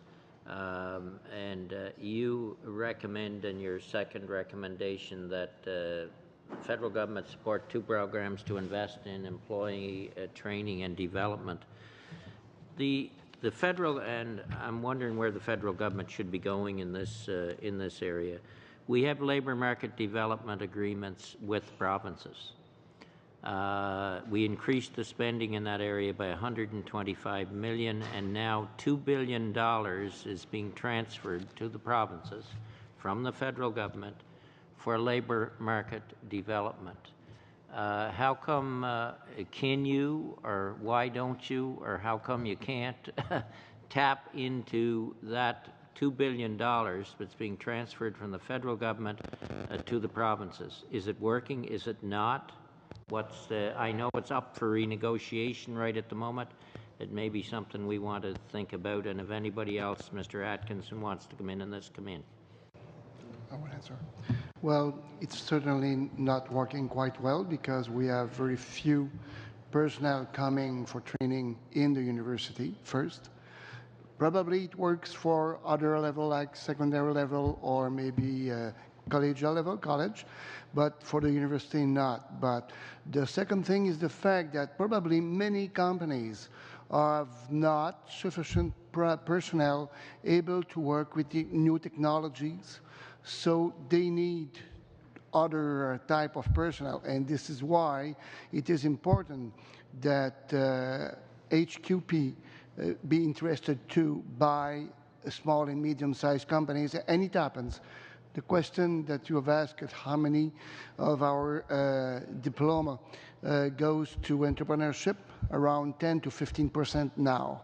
And most of them have a PhD, so they have their own startup or they invest with small and medium-sized companies to develop. Okay, did you have anything you want to add, Mr. Atkinson?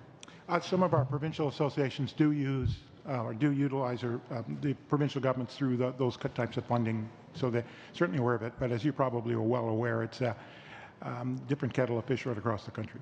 Yep, very much so.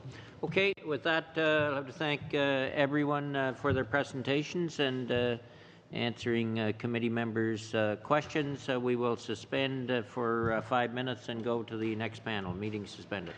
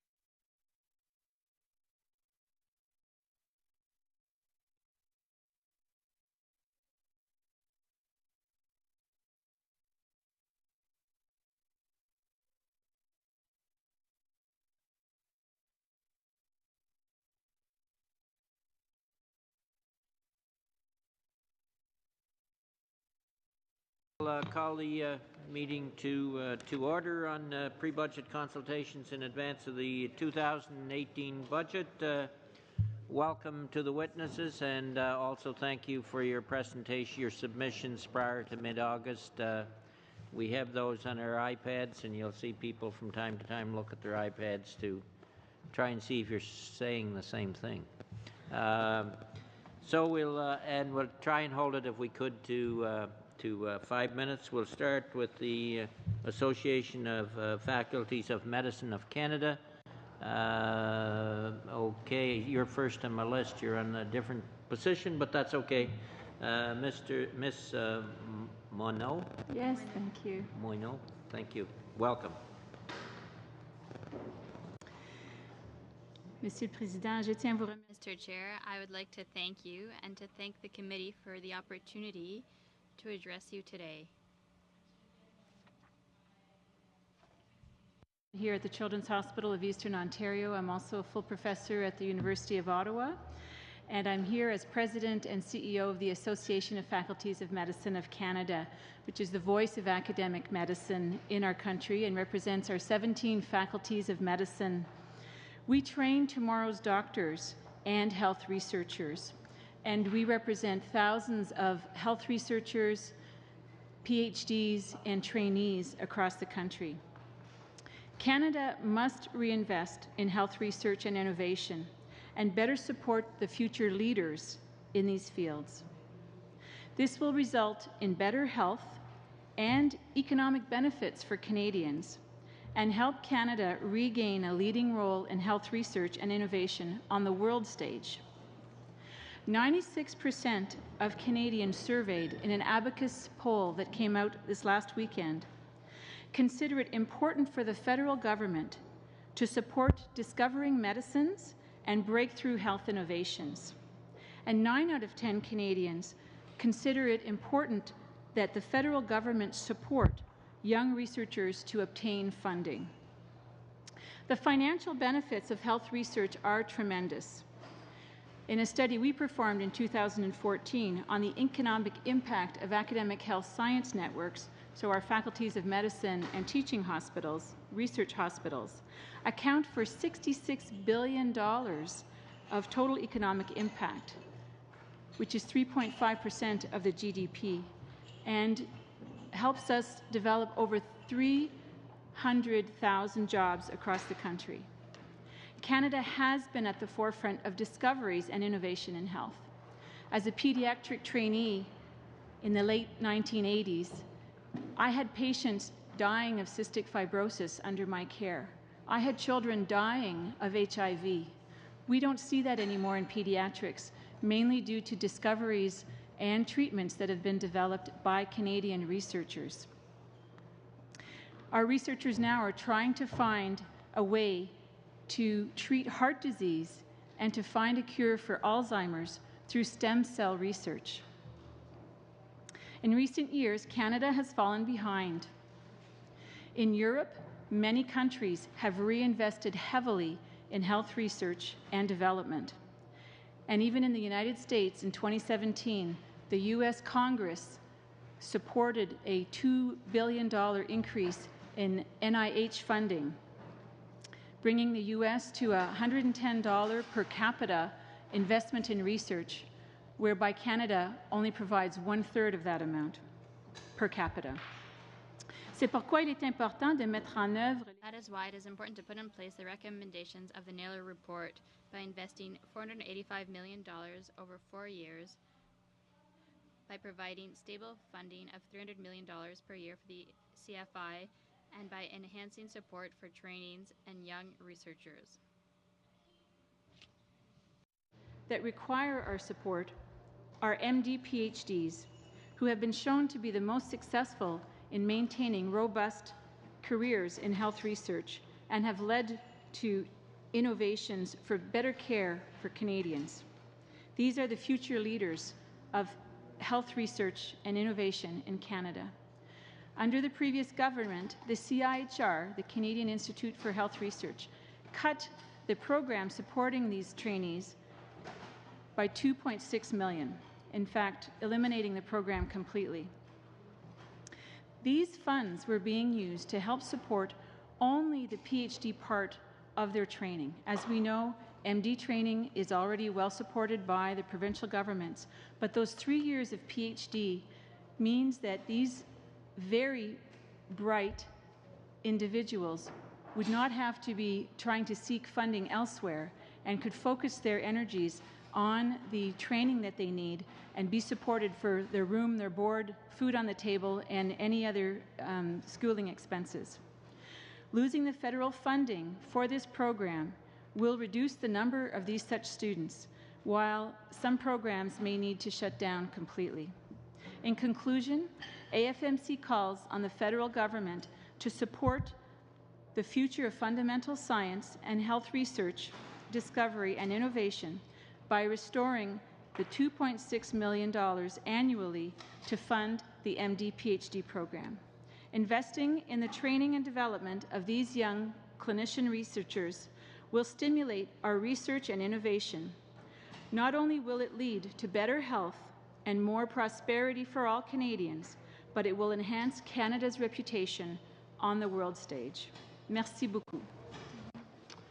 Thank you very much. Turning to Big Brothers, Big Sisters of Canada, Mr. Coleridge, President and CEO. Go ahead. The floor is yours. Thank you, Mr. Chair and committee members. On behalf of all young Canadians, thank you for the opportunity to present today. Investing in Canada's children and youth lays the foundation for a productive and competitive Canada.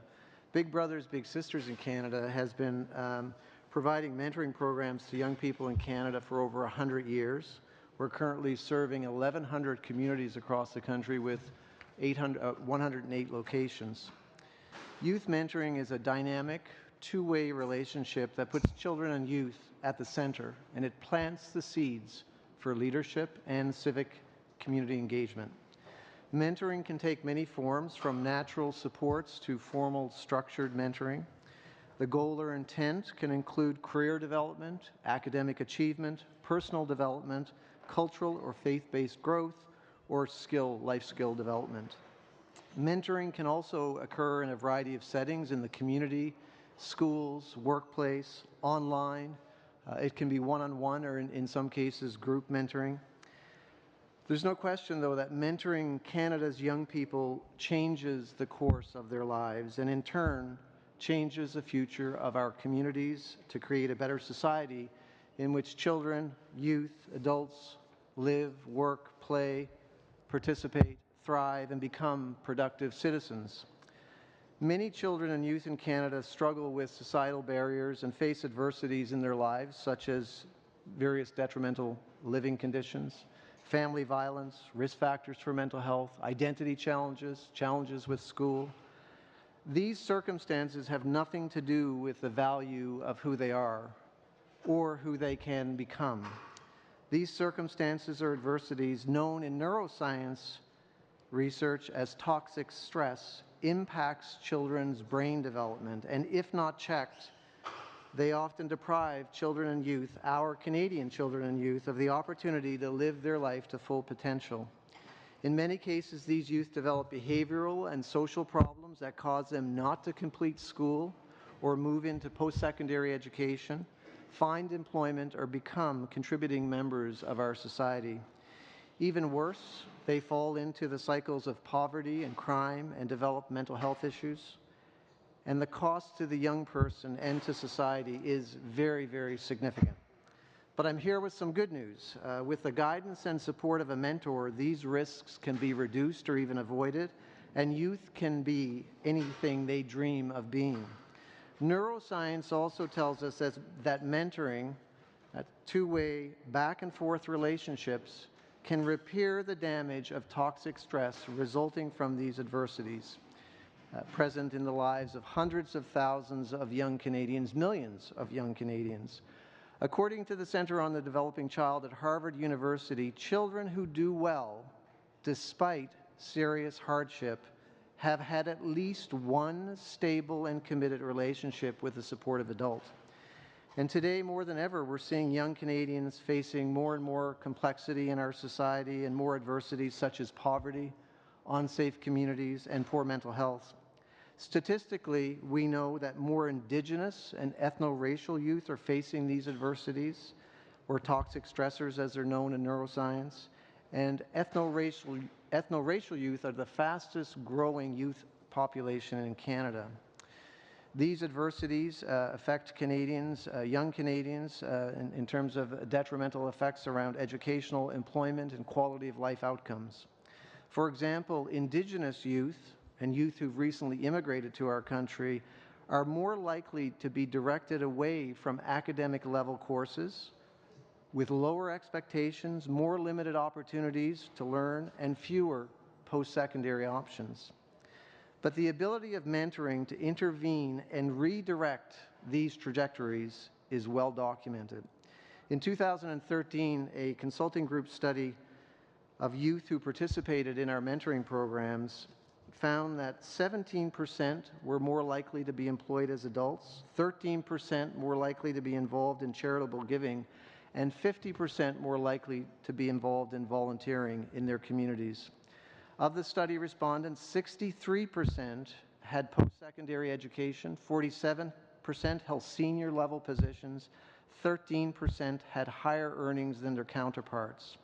80% said they pursued healthier lifestyles as a result of their mentoring programs, and 96% said they were happy. So when we're talking about industry and competitiveness, if we don't have this foundation, we won't have healthy adults to move into all these industries in the future. For success in today's global economy, providing young people with mentorship opportunities keeps them in school, it enables them to find employment, it helps them be contributing and productive members of our citizens of our communities. It gives them the confidence to achieve more. Mentoring helps to close the opportunity gap for underprivileged children, but also encourages kids of every socioeconomic background to stay in school and achieve more. It's clear a critical lever in fostering better educational outcomes and improving Canada's productivity and prosperity is to provide positive mentoring relationships that can transform the trajectory of young Canadian lives. Interrupt, Mr. Coleridge, but you do have a fair bit to go in your submission. I'm wondering if you Yes, I just got some highlights from the last page there. I'll move quickly. Youth mentoring provides a cost-effective approach to improve our country's prosperity. The social return on investment study I also mentioned found that there was an $18 to $23 return for every dollar invested in mentoring, and that's through higher taxes and volunteerism and charitable donations. So mentoring has many, many positive impacts. And it's true that young Canadians are facing more and more complexities in today's society, and there are countless number of young Canadians facing societal barriers. And so it's at a stage where youth mentoring is not a nice-to-have relationship. Science tells us it's a need to have intervention to improve Canada's productivity and prosperity, and we're calling for an investment of $20 million over 3 years for a pan-Canadian mentoring approach that would strengthen our communities and strengthen Canada's prosperity. The investment would enhance youth employability, improve outcomes for Indigenous young people, enhance the mental health and well-being of young Canadians, increase connectedness among immigrant and refugee youth families, and increase the quality and capacity of youth mentoring across the country, including volunteerism and networks of support for Canadian youth. So I'll leave you with, just imagine who they can become, the millions of Canadians facing toxic stressors if we invest and the impact that could have on Canada's productivity and prosperity. Thank you. I look forward to your questions. Thank you very much. Turning to the Canadian Association of Science Centres, Ms. Deschênes and Ms. Corbet. Thank you. Good evening, and thank you, Mr. Chair, honourable members of the Finance Committee, ladies and gentlemen, for inviting us to provide our thoughts as part of the pre-budget consultations. The Canadian Association of Science Centres represents over 50 science centres, science museums, aquariums, planetariums, and science outreach organizations across the country. Collectively, our members reach more than 8 million Canadians each year. I'm here representing our partners on a Women in STEM initiative, Ingenium, Canada's Museums of Science and Innovation, Research to Reality, an organization that shines a light on world-class scientists engaged in innovative and leading-edge research here in Canada. In this initiative, our goal is to increase the number of women entering and staying in the science, technology, engineering, and math or STEM-based careers. You asked 2 questions of us. What federal measures would help Canadians be more productive? And what federal measures would help Canadian businesses to be more productive and competitive? I won't repeat what's in the brief that we submitted, but I will speak more broadly on how diversity in STEM careers will contribute to a more productive Canada. To be more productive, Canadians need to be more innovative. To be more innovative, Canada needs more science and engineering graduates. To graduate more science and engineering professionals, we must widen the pool of potential graduates. One of the best ways to do this is to look at who is excluding themselves from the candidate pool in Canada, particularly Indigenous peoples and women. We request that the Finance Committee encourage the government to adopt the recommendations submitted by the Council of Canadian Academies in 2014 to cultivate a strong science culture in Canada, particularly recommendation number 2, make science inclusive. Women currently make up over half of all post-secondary graduates, but they represent less than 1/3 of STEM graduates. In 20 years, from 1991 to 2011, the proportion of women in scientific occupations requiring a university degree only rose from 18% to 23%. And only 1% of 2016 undergrads enrolled in engineering programs self-identified as Indigenous. Meanwhile, editorials are filled with stories about a looming shortage of skilled workers, particularly engineers, in the near future. There are reasons for this lack of diversity in the fields we need to fill, and it is not a new story. Our culture does not support the diversity Canada desperately needs in these careers to be competitive globally. How can we motivate Indigenous peoples to consider a path to STEM careers when the culture around them doesn't support it? How can we encourage women to stay in STEM fields when subtle and not so subtle barriers continue to exist? The good news is that we can shift our culture in ways that aren't just dedicated or directed at addressing individual issues. We can shift the perceptions of all Canadians to subconsciously expect that there will be diversity in the sciences and welcoming of new perspectives. This shift is rooted in culture change and can happen in homes, schools, post-secondary institutions, in labs and in the field, in governments, and in boardrooms. Currently, there are good examples of programs that connect science mentors with the Canadian public. These are funded through granting councils and typically target young girls or Indigenous youth with small grants. But they are a patchwork. They're a patchwork approach that lacks Canada-wide reach and coordination. There are no efficiencies or economies of scale, and they do not address the need to shift the public perspective. I'm here to highlight the exceptional nationwide opportunity we have by supporting our substantial science engagement community, including science centres, in this significant transformation in Canadian culture. The critical opportunity is upon us now. We urge you to support our recommendation to fund programs like ours that will shift Canada's culture to embrace diversity in STEM careers, thereby increasing our national productivity and global competitiveness. Thank you once again for the opportunity to speak with you today, and I look forward to answering your questions. Thank you very much. And just on the recommendation 2 of Make Science Inclusive, if you could put that on the record, what that recommendation says later on, it might be helpful. Turning then to the Canadian Labour Congress, Mr. Youssef, and President, and Mr. Luff, Senior Economist. Welcome, fellas. First, Mr. Chair, members of the committee, good afternoon, and again, thank you to appear before the committee.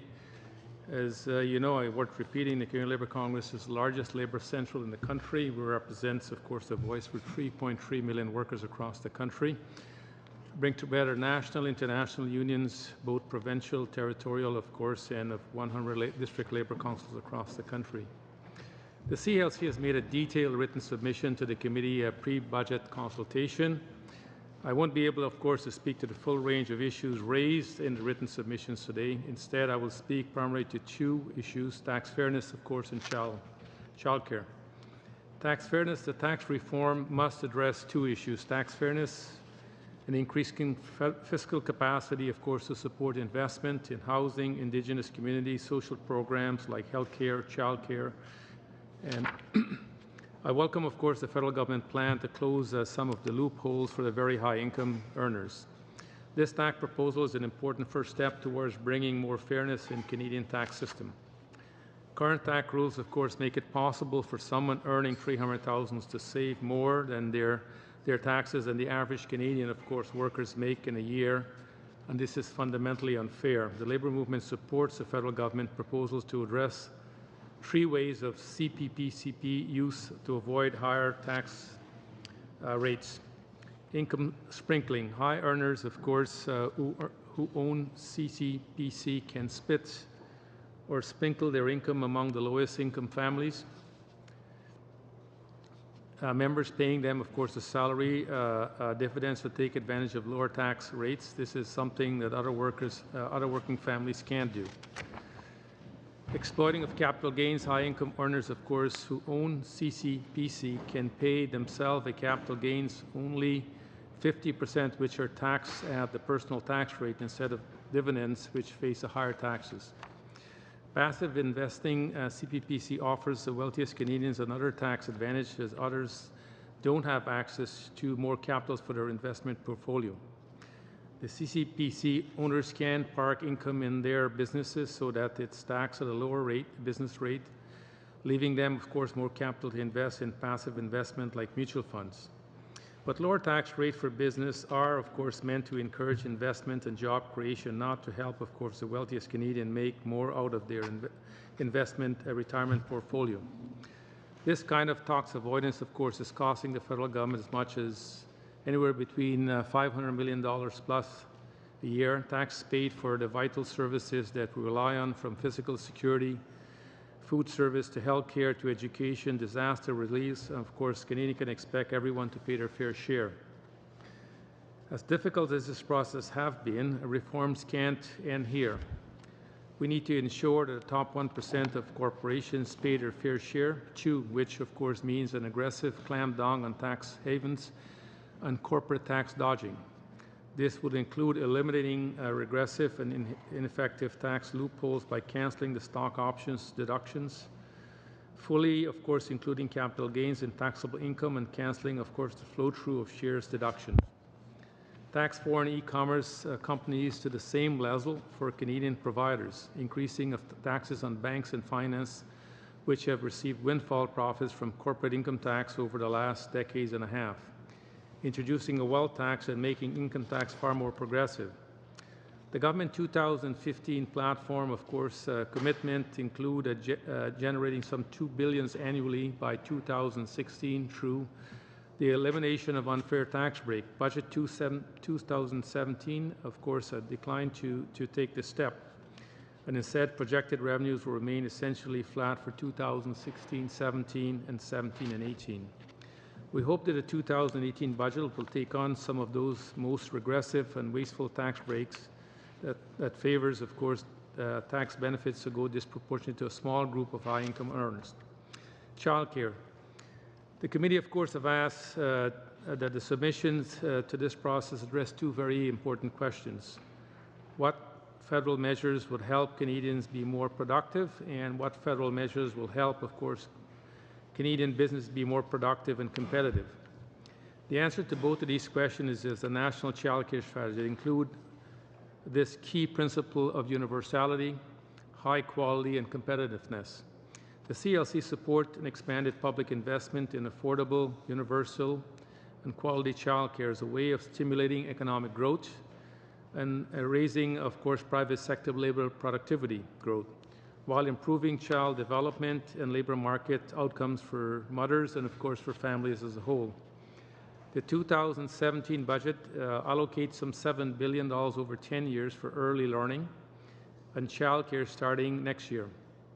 A much-needed, ambitious federal commitment, of course, to universal quality public childcare in Canada is both necessary and feasible. Federal, of course, childcare funding could be increased tenfold, significantly expanding the number of childcare spaces available and reducing fees as rising labor market participation among mothers, associated tax offset the cost of this program. The government commitment to date are far too conservative. Canada's spending on early childhood education and childcare at just US $18 per child in 2015 remain the lowest among the advanced economies. The federal government, of course, has failed also to comply with the parliamentary and the Canadian Human Rights Tribunal orders to eliminate the gap, of course, in child welfare funding for Indigenous children. The CLC joined other civil society, of course, organizations in insisting that the federal government live up to its obligation and end the discrimination against Indigenous children and youth across this country. I welcome any questions on behalf of the committee. Thank you so much. Thank you, Mr. Youssef. With CropLife Canada, Mr. Prowse. Dennis, the floor is yours. Welcome. Thank you, Mr. Chair. Greatly appreciated. CropLife Canada is the national trade association representing the manufacturers, developers, and distributors of plant science innovations, including pest control products and plant biotechnology for use in agriculture, urban, and public health settings. We are committed to protecting human health and the environment. We believe in driving innovation through continuous research. CropLife Canada is a member of CropLife International, a global federation representing the plant science industry and a network of regional and national associations in 91 countries. Our mission is to enable the plant science industry to bring the benefits of its technologies to farmers and to the public. Mr. Chair, there has never been a better time to strengthen and enhance Canada's competitive advantage in agriculture than right now. In fact, that immense potential of Canadian agriculture was recognized in both Budget 2017 and by the Advisory Council on Economic Growth, chaired by Dominic Barton. Mr. Barton's council has done some tremendous work. The vision that he has set out for the Canadian economy is, in our view, the right one, and there's a great excitement amongst agriculture stakeholders to see our industry receive recognition for both being a key economic driver and a source of future growth. The goals are very lofty. The paper talks of increasing Canada's share of global agriculture exports to 8% from its current 5.7%, thus making us the second largest agricultural exporter after the United States.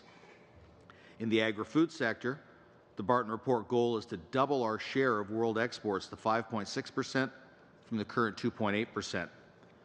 Obviously, this would require tremendous increases in the productivity and competitiveness of Canadian agriculture and agri-food. It is our view that these increases in productivity and competitiveness will only stem from bold, meaningful policy initiatives from the federal government. For Canadian agriculture to realize the goals set out in the Barton Report, CropLife Canada and its members believe it is imperative for the federal government to take the following actions.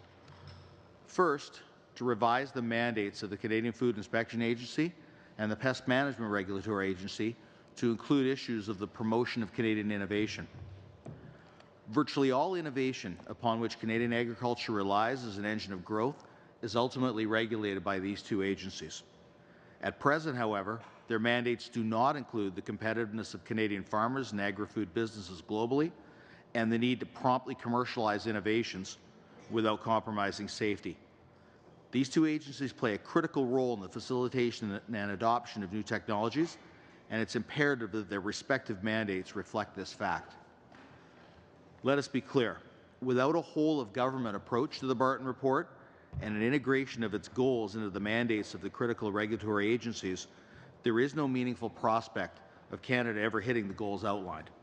The Barton Report would simply be warm words and fond wishes, and that would be a shame given what a forward-looking piece of work it is. Secondly, Mr. Chair, continuing the focus on expanding multilateral and bilateral trade agreements with a strong focus on addressing non-tariff trade barriers. Across Canada, 9 out of every 10 farms are dependent on exports. This represents 210,000 farms and includes a majority of farms in every province. The fall of tariffs around the globe, however, is often quickly accompanied by a rise in non-tariff trade barriers, which often have a highly detrimental effect on Canada's agricultural exports. Fighting non-tariff trade barriers and insisting upon science-based regulatory standards will be critical to improving the competitive standing of Canadian agriculture globally.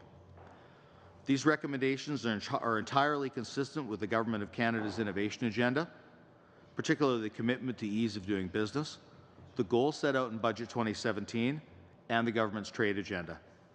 CropLife Canada urges the Government of Canada to take the necessary actions so that in cooperation with industry and farmers, we can continue driving the Canadian advantage and improve productivity and competitiveness throughout Canadian agriculture and agri-food. Mr. Chair, thank you again for inviting us to be here today. We look forward to the discussion with the committee. And at 4 minutes and 30 seconds, I came in under your 5. You're doing well, and usually you're long-winded. That's pretty good. There we go. With the Railway Association of Canada, Mr. Bohr.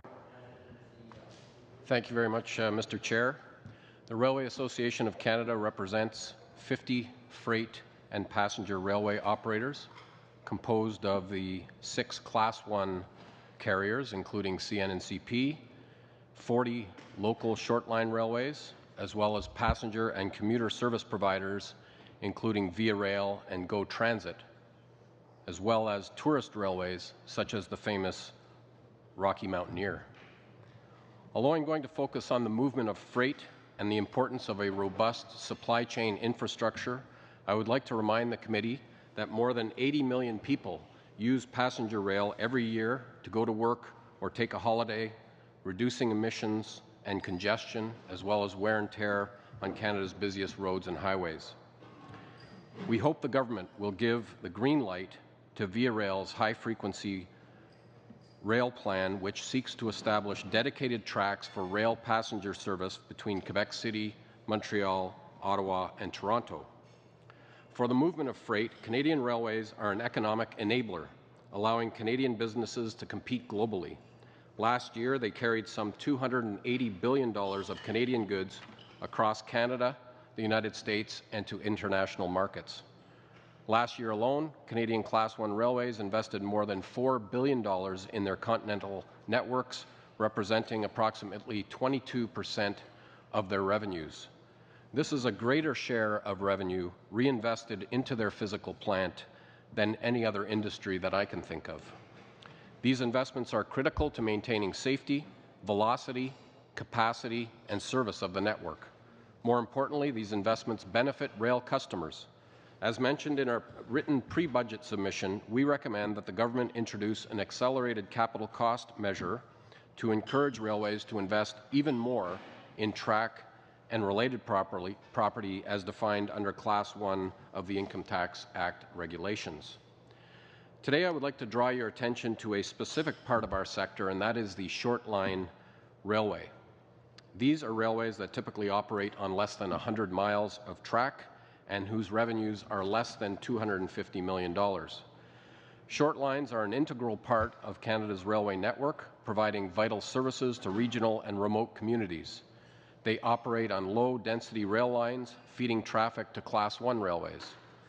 They provide service to many customers, from pulp and paper mills to automotive manufacturers, with a critical link to global markets via Class 1 railways. Moving over relatively short distances, short lines compete directly against the subsidized trucking sector that has access to publicly funded infrastructure.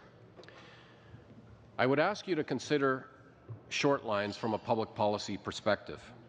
They are largely self-financed, operating on private track and infrastructure, including their own bridges and crossings. Their competition, mostly trucking but also marine shipping, operate on publicly subsidized highways and waterways. Water transport is extremely sustainable, but railways are much more efficient than trucking. On average, rail is 4 times more fuel efficient than truck, with lower greenhouse gases and other pollutants. Rail is also safer than trucking. Shifting freight from truck to rail will take trucks off the highway and save money on roads. A single freight train will displace about 300 trucks from our road and highway network. And yet trucking is subsidized because they drive on public infrastructure, and now they are planning to run trucks in platoons on our highways. Again, from a public policy perspective, it seems to me that society is asking government decision makers to facilitate the move to a sustainable future. Creating a level playing field for short lines to compete with trucks is a sensible way of doing so. Moving ahead with VIA's high-frequency rail plan is another. The Honourable David Emerson, in his recent Canada Transportation Act review, recommended the creation of a funding program dedicated to short-line railways, and just 2 weeks ago, before the Standing Committee on Transport, reiterated the urgency to invest in short-line infrastructure to maintain that vital link in the supply chain. For this reason, the RAC recommends that the government create a capital funding program to support short-line infrastructure investment. In our written submission, we suggested the amount and some modalities of the fund, and we also provided other suggestions in our pre-budget submission, which we would be happy to elaborate on. Thank you very much. Okay, thank you, and thank you all for presentations. Turning to the first round of questions, and we'll have to go to 5 minutes to get everyone in. Ms. O'Connell. Thank you, Mr. Chair. Thank you all for coming here today. I want to start with Mr. Coleridge. In terms of mentorship, I think this is incredibly important, and for all the reasons you outlined in your brief as well. But in terms of the pan-Canadian mentoring approach, is this something that exists, or it's not only the investment, but you have to come up with the approach as well? Is that something that you're recommending? And is the cost that is in your brief, is that including essentially coming up with the pan-Canadian approach? Yes, that is correct. It doesn't exist now, and in order to form the various partnerships across stakeholders and organizations and do the level of training and recruitment and screening for mentors, all of that requires planning and investment to roll it out. And are there other jurisdictions that you could even point to that have done something similar, and what those results were, and particularly in and around the economics at the, in terms of whether it's graduation rates or employment skills and employability of the people involved? Yes, it has occurred in other jurisdictions, the closest one being our American neighbors, where there's an organization called Mentor US, which provides that kind of umbrella approach and ensures various standards and the most effective approaches for mentoring, and provides training and technical assistance. And they've increased in the U.S. the number of options for mentoring from hundreds of thousands to several million, and involves corporate USA as well, and numerous partnerships. Even closer to home, within Alberta, the Alberta Mentoring Partnership is a great example that we can leverage and build on to try and invest in and plan across Canada for that coordinated approach. Thank you. And to the Canadian Association of Science Centres, to whomever would like to respond. In your brief and in your presentation, and the chair already pointed out, you specifically referred to a recommendation, but it wasn't part of your brief, it was part of the your partnership. Could you maybe elaborate on that so we get it on the record, and then also learn a little bit more about what you are recommending? Certainly. So the Council of Canadian Academies issued a report in 2014 about science culture in Canada, where Canada stands. And they had 5 recommendations for strengthening science culture in Canada. And recommendation number 2 was to make science more inclusive. They specifically referenced the need to be more inclusive of Indigenous peoples and women, and particularly with Indigenous peoples is to make greater connections between traditional knowledge and Western science, and find those opportunities to make Indigenous peoples more comfortable in the sciences. But not only that, introducing this in the sciences, some of the traditional knowledge that isn't necessarily considered now. So that's one very distinct part of inclusivity.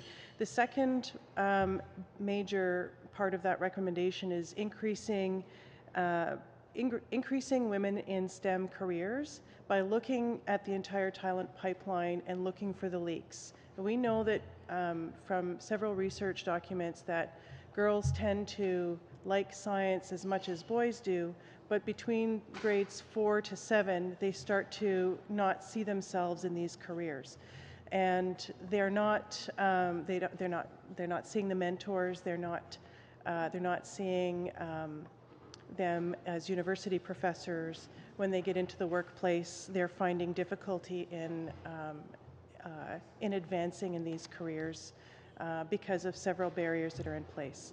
And so the report specifically looked at those two things to make science, to make it more inclusive. Thank you. Okay, thank you. Mr. Prowse, if I'm saying that right. Thank you. I'm just wondering, you in one of your recommendations, you talked about encourage the Food Safety Agency in terms to support, and I'm just was writing my notes really quickly, so these might not be your exact words, but to support Canadian innovation. Can you give me an example of what maybe isn't happening that you'd like to see happen so that I can put those words into something that I can really understand? Absolutely.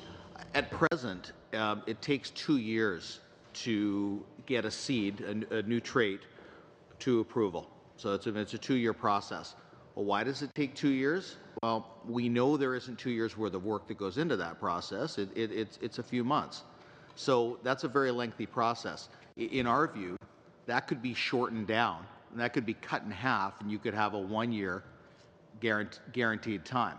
If you want to make Canada a global biotech leader, and you want global companies to want to invest here, then you need to shorten those approval times and have that kind of guarantee.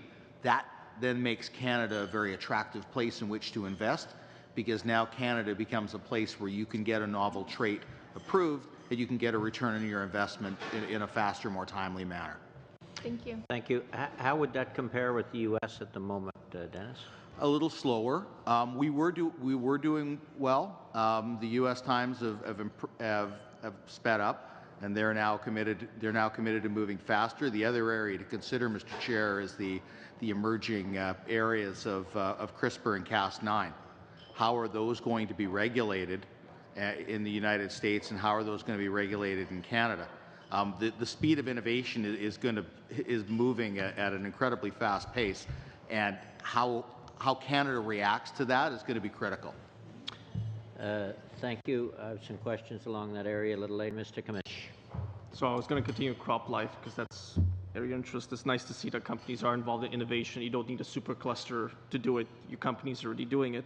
You mentioned the non-tariff trade barriers. So Canada West Foundation produced a report very recently on TPP, saying even without the United States, that it's a net benefit to Canada and that Canada would gain from it. Amongst the top 3 was agricultural products and agribusiness products. So do you think that we should go ahead, like the government should be doing more to actually proceed with TPP 11 minus the United States? That's my first question to you. And the second question is, can you maybe just give us some examples of these non-tariff trade barriers that your industry is facing?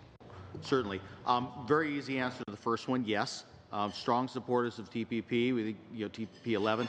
Canada tends to do very well in multilateral trade agreements, particularly when it comes to science-based regulatory standards.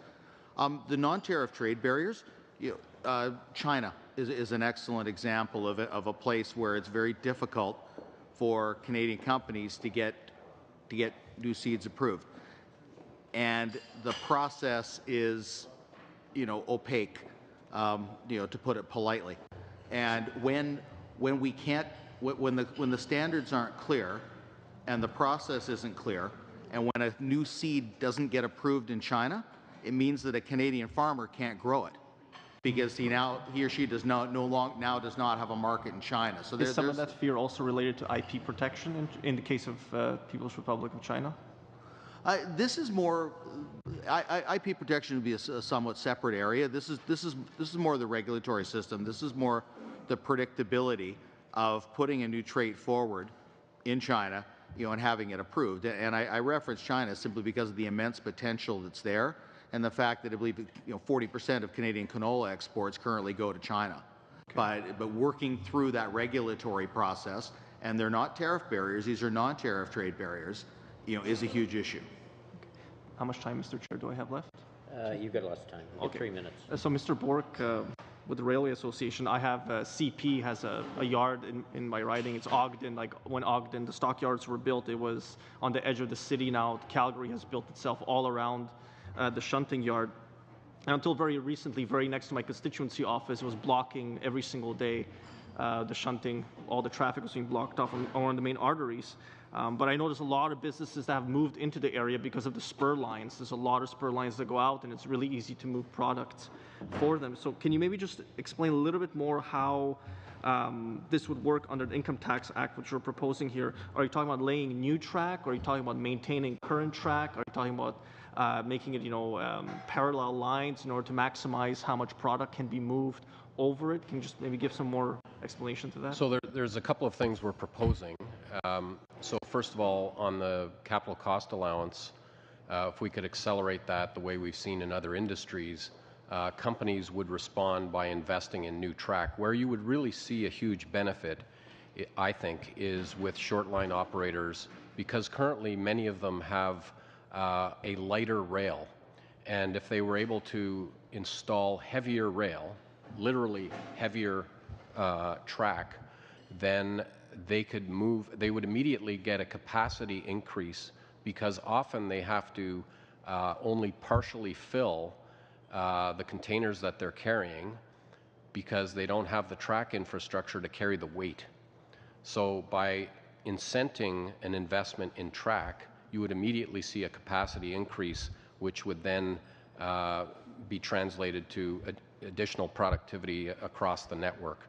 The second proposal that we have, which would benefit customers, which is maybe more appropriate for the example you gave, is whereby the government redirects carbon revenues into a program that would be accessible to rail customers, and a rail customer that is not currently rail served would be able to apply for funding to bring that infrastructure to their plant, for example, and then the government would get reduced greenhouse gas emissions, which would be used as credits toward the investment. And they would only get that credit if they continue to use rail on an ongoing basis over truck. So that kind of program exists in Quebec. It has been very successful. It has reduced greenhouse gases, and it has led to the increase in customers that are rail served. An example would be the forest products industry. Currently, forest products, sawmills and the like, only 50% of them are rail served. And the Forest Products Association has a goal on behalf of their members to reduce greenhouse gases using rail. So that's a great example of a customer that would directly benefit from that kind of program. Okay, we will have to move on to Mr. Boularus. Merci, Monsieur le Président. Thank you, Mr. Chair. Thank you to all of our witnesses for having taken the time to make their presentations today. A comment at the outset, Mr. Bork. I'm a fan of trains.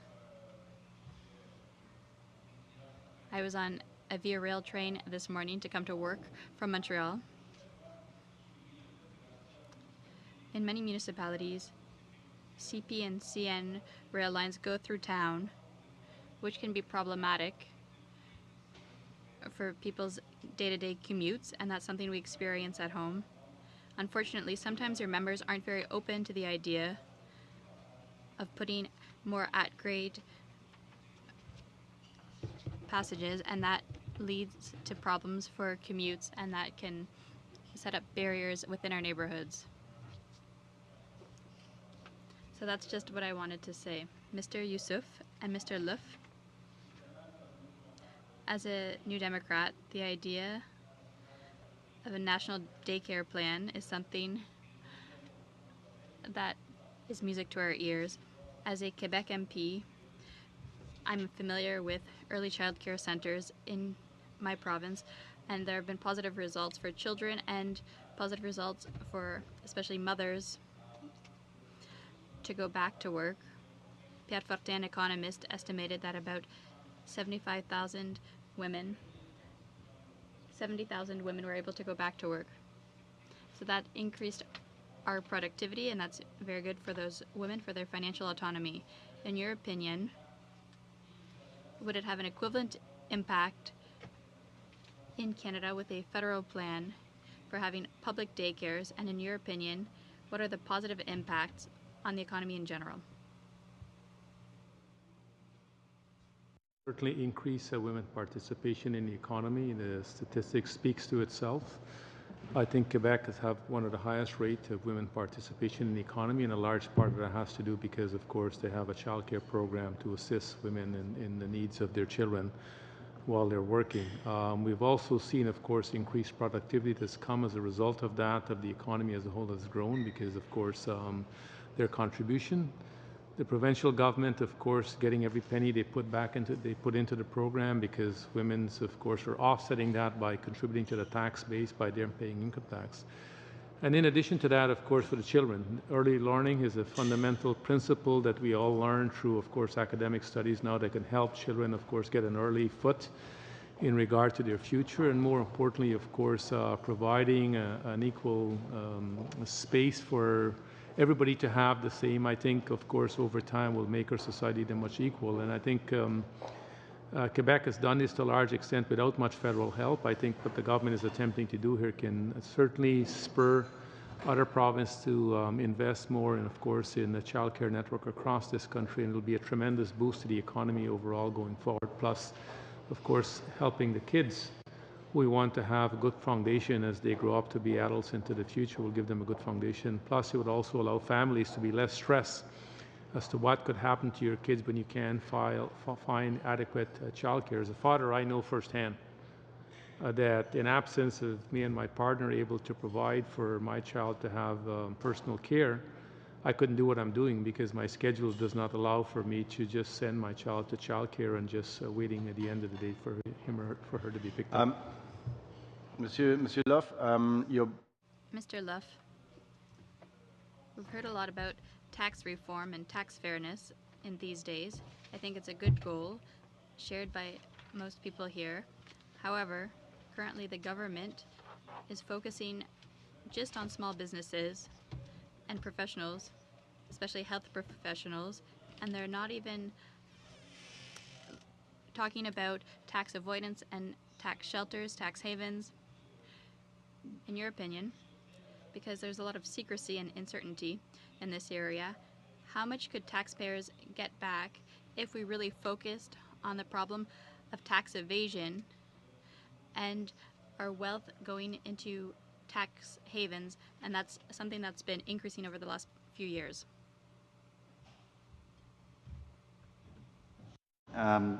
I think it's a good point that the government's tax reform package could be more comprehensive.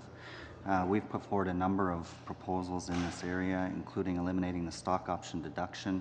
That would save $670 million a year. Taxing income from capital gains and investments at the same rate as employment income could save up to $10 billion a year. And thirdly, eliminating the flow-through share deductions could save up to $125 million a year. So there's a number of additional steps that could be taken as part of tax reform that would first ensure greater fairness in the system, and secondly, provide more revenue for the vital public services that Canadians rely on every day. Thank you all. Turning then to Mr. Fergus. Bon après-midi tout le monde et merci beaucoup. Good evening, everyone. Thank you for being here to provide your presentations before the Finance Committee. You've all put forth recommendations and ideas that are very intriguing. Dr. Moineau, I must say that I heard your message clearly regarding investment in science and research based on the Naylor report. I think you are quite right. It will bring a great deal to Canada in terms of our capacity to be more innovative, more competitive, and also to provide services, healthcare services, that are, of course, crucial for our country. I thought your presentation on mentorship and the services that Big Brothers and Big Sisters provides you're not asking for a lot, and yet it can deliver a lot. We know that when you're given exposure to, give young people an exposure to a different way of living, a better way of living, and having somebody who they can confide in and who they develop a long-term relationship with as a mentor.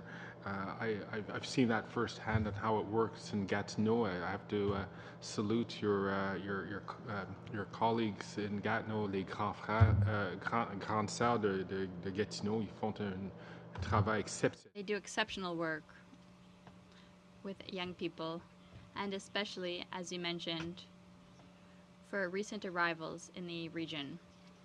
So that's very important. Ms. Deschênes, Ms. Corbeil, what you've done to popularize science,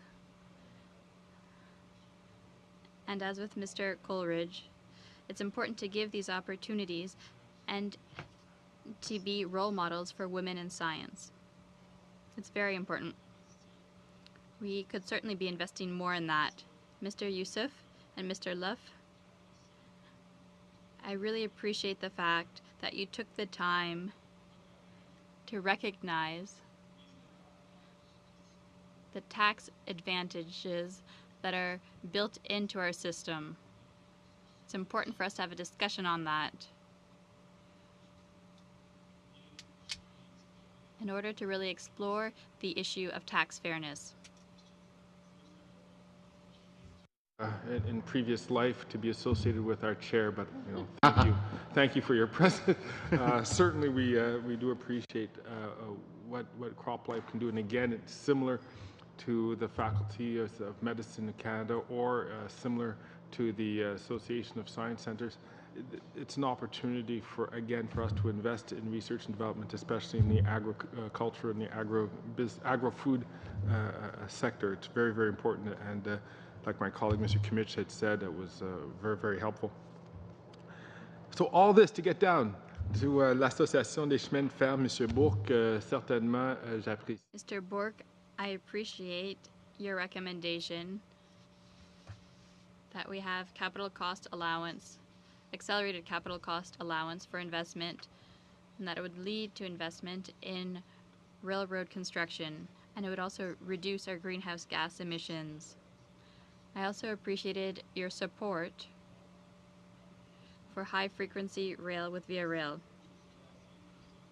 Could we discuss that a bit, Mr. Bourque? When you say that there's an appetite among manufacturers to invest in rail, could you elaborate on that? Not just what Quebec does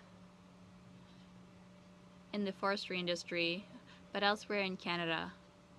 Is this something that could help with farming cooperatives in Western Canada?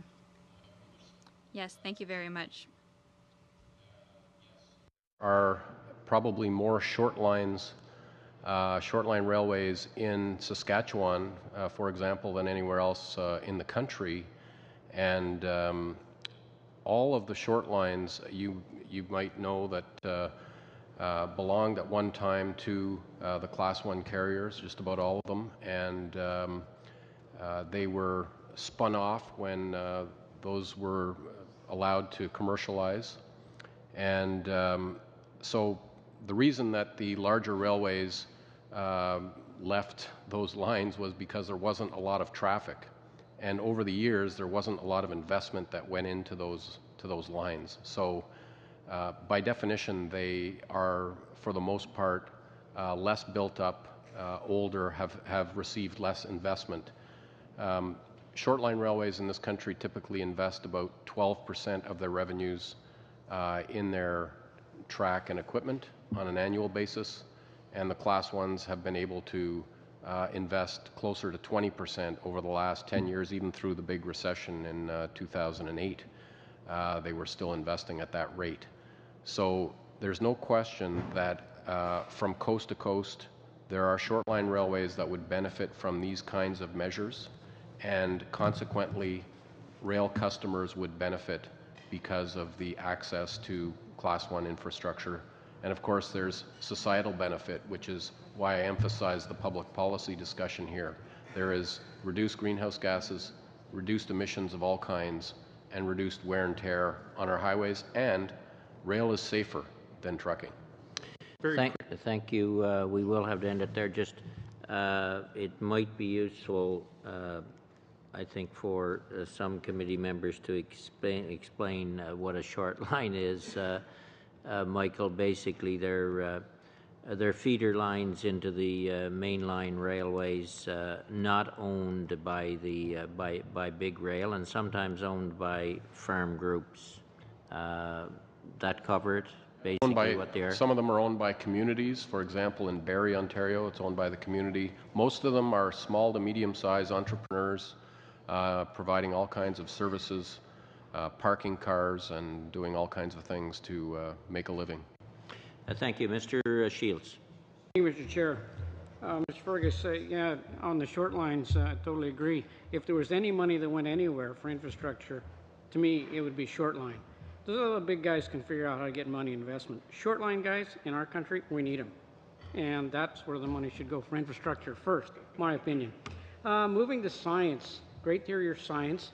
You finally got to a piece and an answer of a question that I was going to poke at. So historically, somebody was talking about, because of fields I've been in health and education, we do non-smoking programs with high school kids. And I said, and you are way too late. So I'd go back to education. You talked about that grade 4 to 7. So can you identify for me any programs that you're aware of in that 4 to 7 that you would look at or support? Certainly, thank you. There are a lot of small programs across Canada. Several science centers have programs that are targeted specifically at girls in that 4 to 7 range. And so the programs are great, and but they lack that consistency across Canada, particularly in the smaller and rural communities. And so, but the challenge, I think, is to target them before they get to that age, so that they see themselves as potential scientists before they get to the age where it's not cool anymore to play with bugs or that kind of thing. In all those places that you mentioned, who's there with those grade 4 and 7 kids, grade to 4, 7 kids? Well, again, it really depends, and that's part of the problem. Yeah. They're called teachers. Oh, yes. Sorry. Of course. So, do you have any program, because I've been an education minister before, we have science, do you have programs to work with educational institutions? Do you have programs that work at perpetuating and encouraging females in the sense of teaching science in the elementary, junior high? Absolutely. Yes. My apologies for misunderstanding your question. Yes, all of our member science centers have school programs and work very closely with elementary schools to augment the curriculum, so that they very specifically speak to things that the teachers are teaching in the class. So it's a very good partnership to support what the kids are learning in class. There are also a number of teacher training programs provided by the science centers, particularly for the elementary school teachers who may not have chosen science as their background university degree programs before going into Teachers College. And the programs are very specifically designed to be fluid and move with science as it is evolving. And so it's sometimes ahead of the textbooks, and making sure that the students are learning what's really happening in the world of science. Textbooks, those an archaic thing, by the way. Mm-hmm. That's not where kids are at and instruction is. So the piece in the sense of what I saw some Department of Education were running 1-week summer camps, science-oriented for teachers. Are you involved, or would you support programs like that? Oh, of course. Yes. Okay, good. Thank you. Going to health. It's 97% of our health dollars go to acute and 3% to public health. So the innovations we had great Canadian innovators, lots of things, but there's those shots that kids need out there, and we're at a tipping point in some of those general diseases that we fix things for, like measles, whooping cough. Would you consider spending some of your dollar in research? How do we convince people they need to do those things that we've developed great things for? Thank you for the question.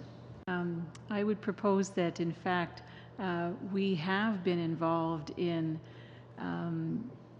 much research on vaccines to treat the daily occurrences, the usual infections. And in fact, I go back to when I started my training, you know, we had maybe 4 to 6 vaccines we were giving children regularly. And now there's a dirty dozen. So we have been doing that work. And in fact, that continues to be an area where in recent history, Canada has been at the forefront and can continue to be at the forefront. But again, we need to support it. But we have less people doing vaccinations all the time, and it's a growing social problem. The tipping point's going to come. You're talking about, providing vaccines? No, yep, no, people using vaccines, people not using them. That's a very important public health issue. You can develop all the great innovations you want, but if people don't use them, we're going to have societal programs. Diabetes is the next one.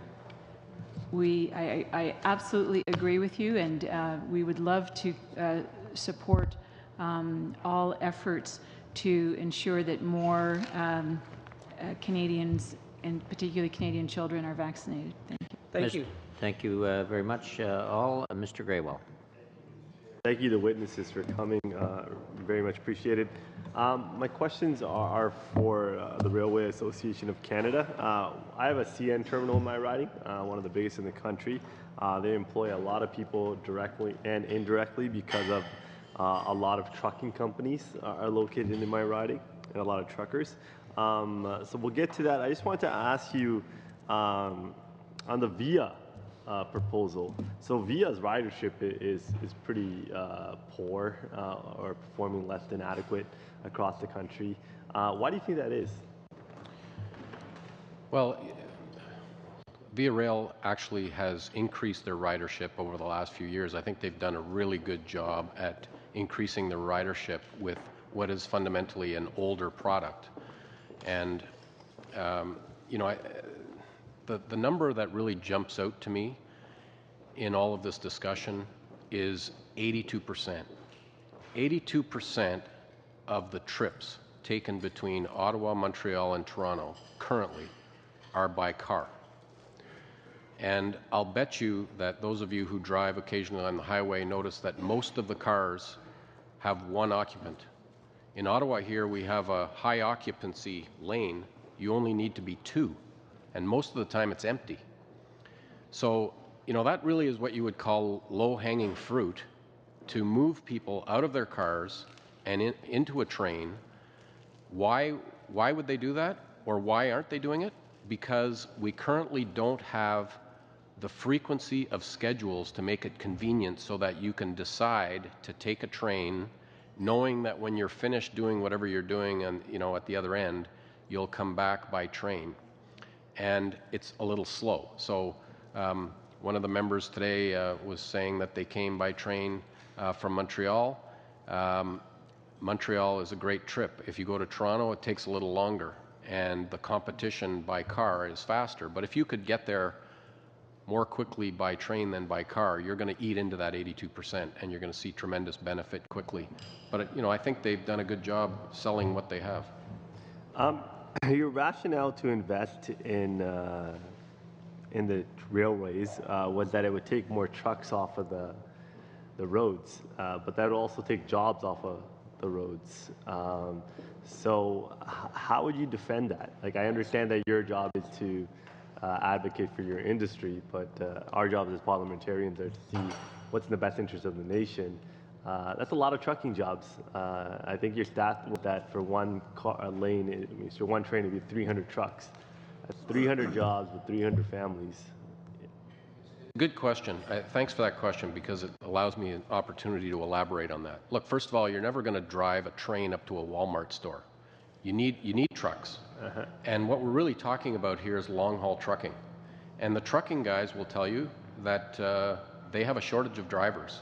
They do. So really what we're asking for is a nudge in the right direction to solve this problem and see more of the local trucking happen and more of the long-haul trucking switch to rail.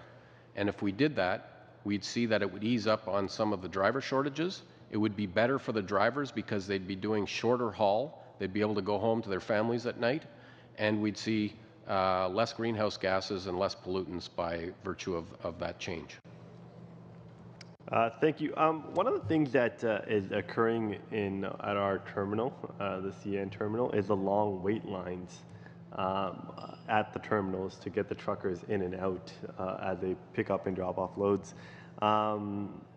This may be out of the scope of your expertise, but do you find that in terms of railways and the industry, how does Canada compare to other countries? In terms of our efficiency? Yeah, and the technology we use. Well, in terms of efficiency, we're very fortunate in Canada with our Class 1 railways. We have really the most efficient railways in North America, and North American railways are seen as the most efficient freight railways in the world. They've transformed from what was previously very inefficient to highly efficient. And one of the ways that they've done that is by creating longer trains, and that's had an impact at things like crossings. And there was one of the members mentioned crossings earlier, and that's an interesting piece of this puzzle, because the fact is that over the last 10 years, 85% of the serious injuries, 91% of the fatalities involving railways have been at crossings or trespassing. This year, all of the fatalities in rail have been at crossings or trespassing. So there's no question that railways are resisting, because of their business model, but mainly because of safety, additional crossings. And instead, what we need to do as a society is think about how can we consolidate crossings, protect them by having more bridges and tunnels. There was a great example with the Vancouver Gateway, where the government of the province of BC, the government of Canada, the local communities collaborated to solve a problem which was congestion at the ports. And it worked all the way backward using rail and road traffic. We built more bridges. We did some changes at the port. We invested in rail. And the result was greater fluidity for the national economy, greater local fluidity because you weren't held up waiting for a train. Now you had a bridge or a tunnel you could take, and greater fluidity at the port. And guess what? A lot safer. So that approach, that sort of corridor approach, is what we need in the country. And that means more infrastructure investment at crossings, more collaboration between the parties, closing crossings, not opening new crossings. I think that after the accident in Lac Mégantic, everyone became more aware of the fact that rail safety is important. And we are against opening new at-grade crossings. Again, thank you to everyone who's been here today. Won't have an opportunity to talk to you all, but I do appreciate your contribution today. I'm actually going to start with Mr. Coleridge. Mr. Coleridge, you mentioned that the science is very clear and shows a positive correlation with mentoring. So first of all, would you be willing to submit, because I'm sure it's not science itself, it's actually a paper that backs up what you've said here today? Yes, a lot of the data is in the submission, and we have several papers that we could submit. Have you heard about the Cambridge Somerville Youth Survey? Yes. Okay, and obviously the work of Joan McCord, who is a criminologist, and the longitudinal study that she did? Okay, yes. Well, I'd really like to see that, because her work actually shows that there is either a null or a slightly negative correlation. Yeah, so when you do say things like the science says, I would really appreciate having that submitted. Thank you. I'd like to go to Mr. Youssef.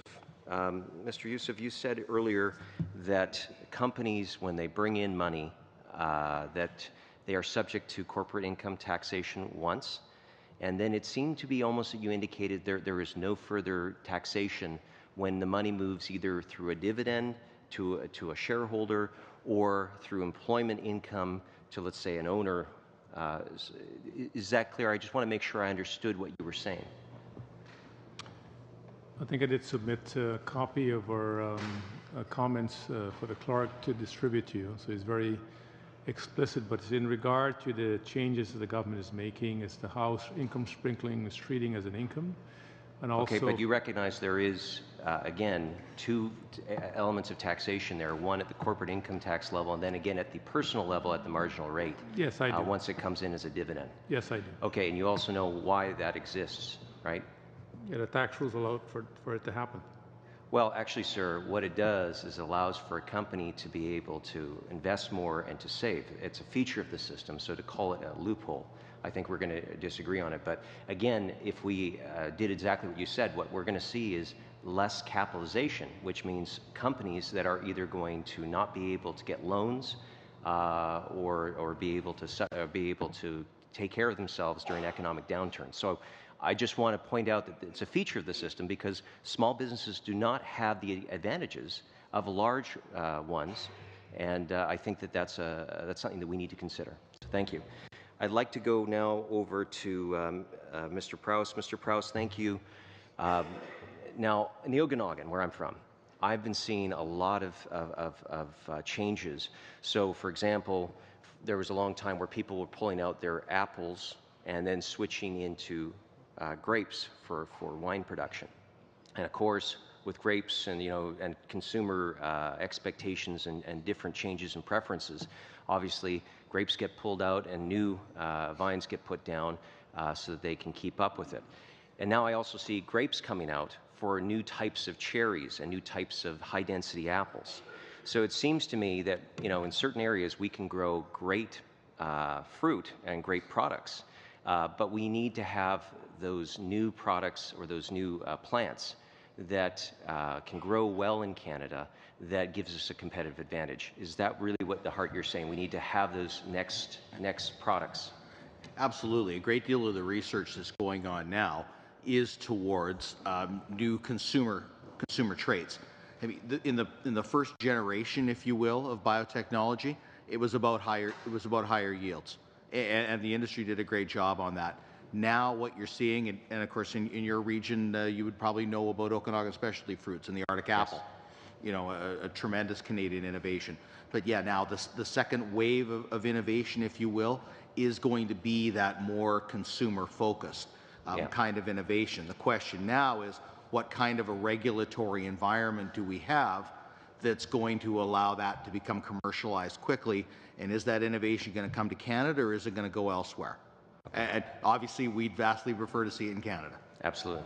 If there is time, Dan, but I believe Mr. Yusuf, you wanted to respond to Mr. Albas's comments.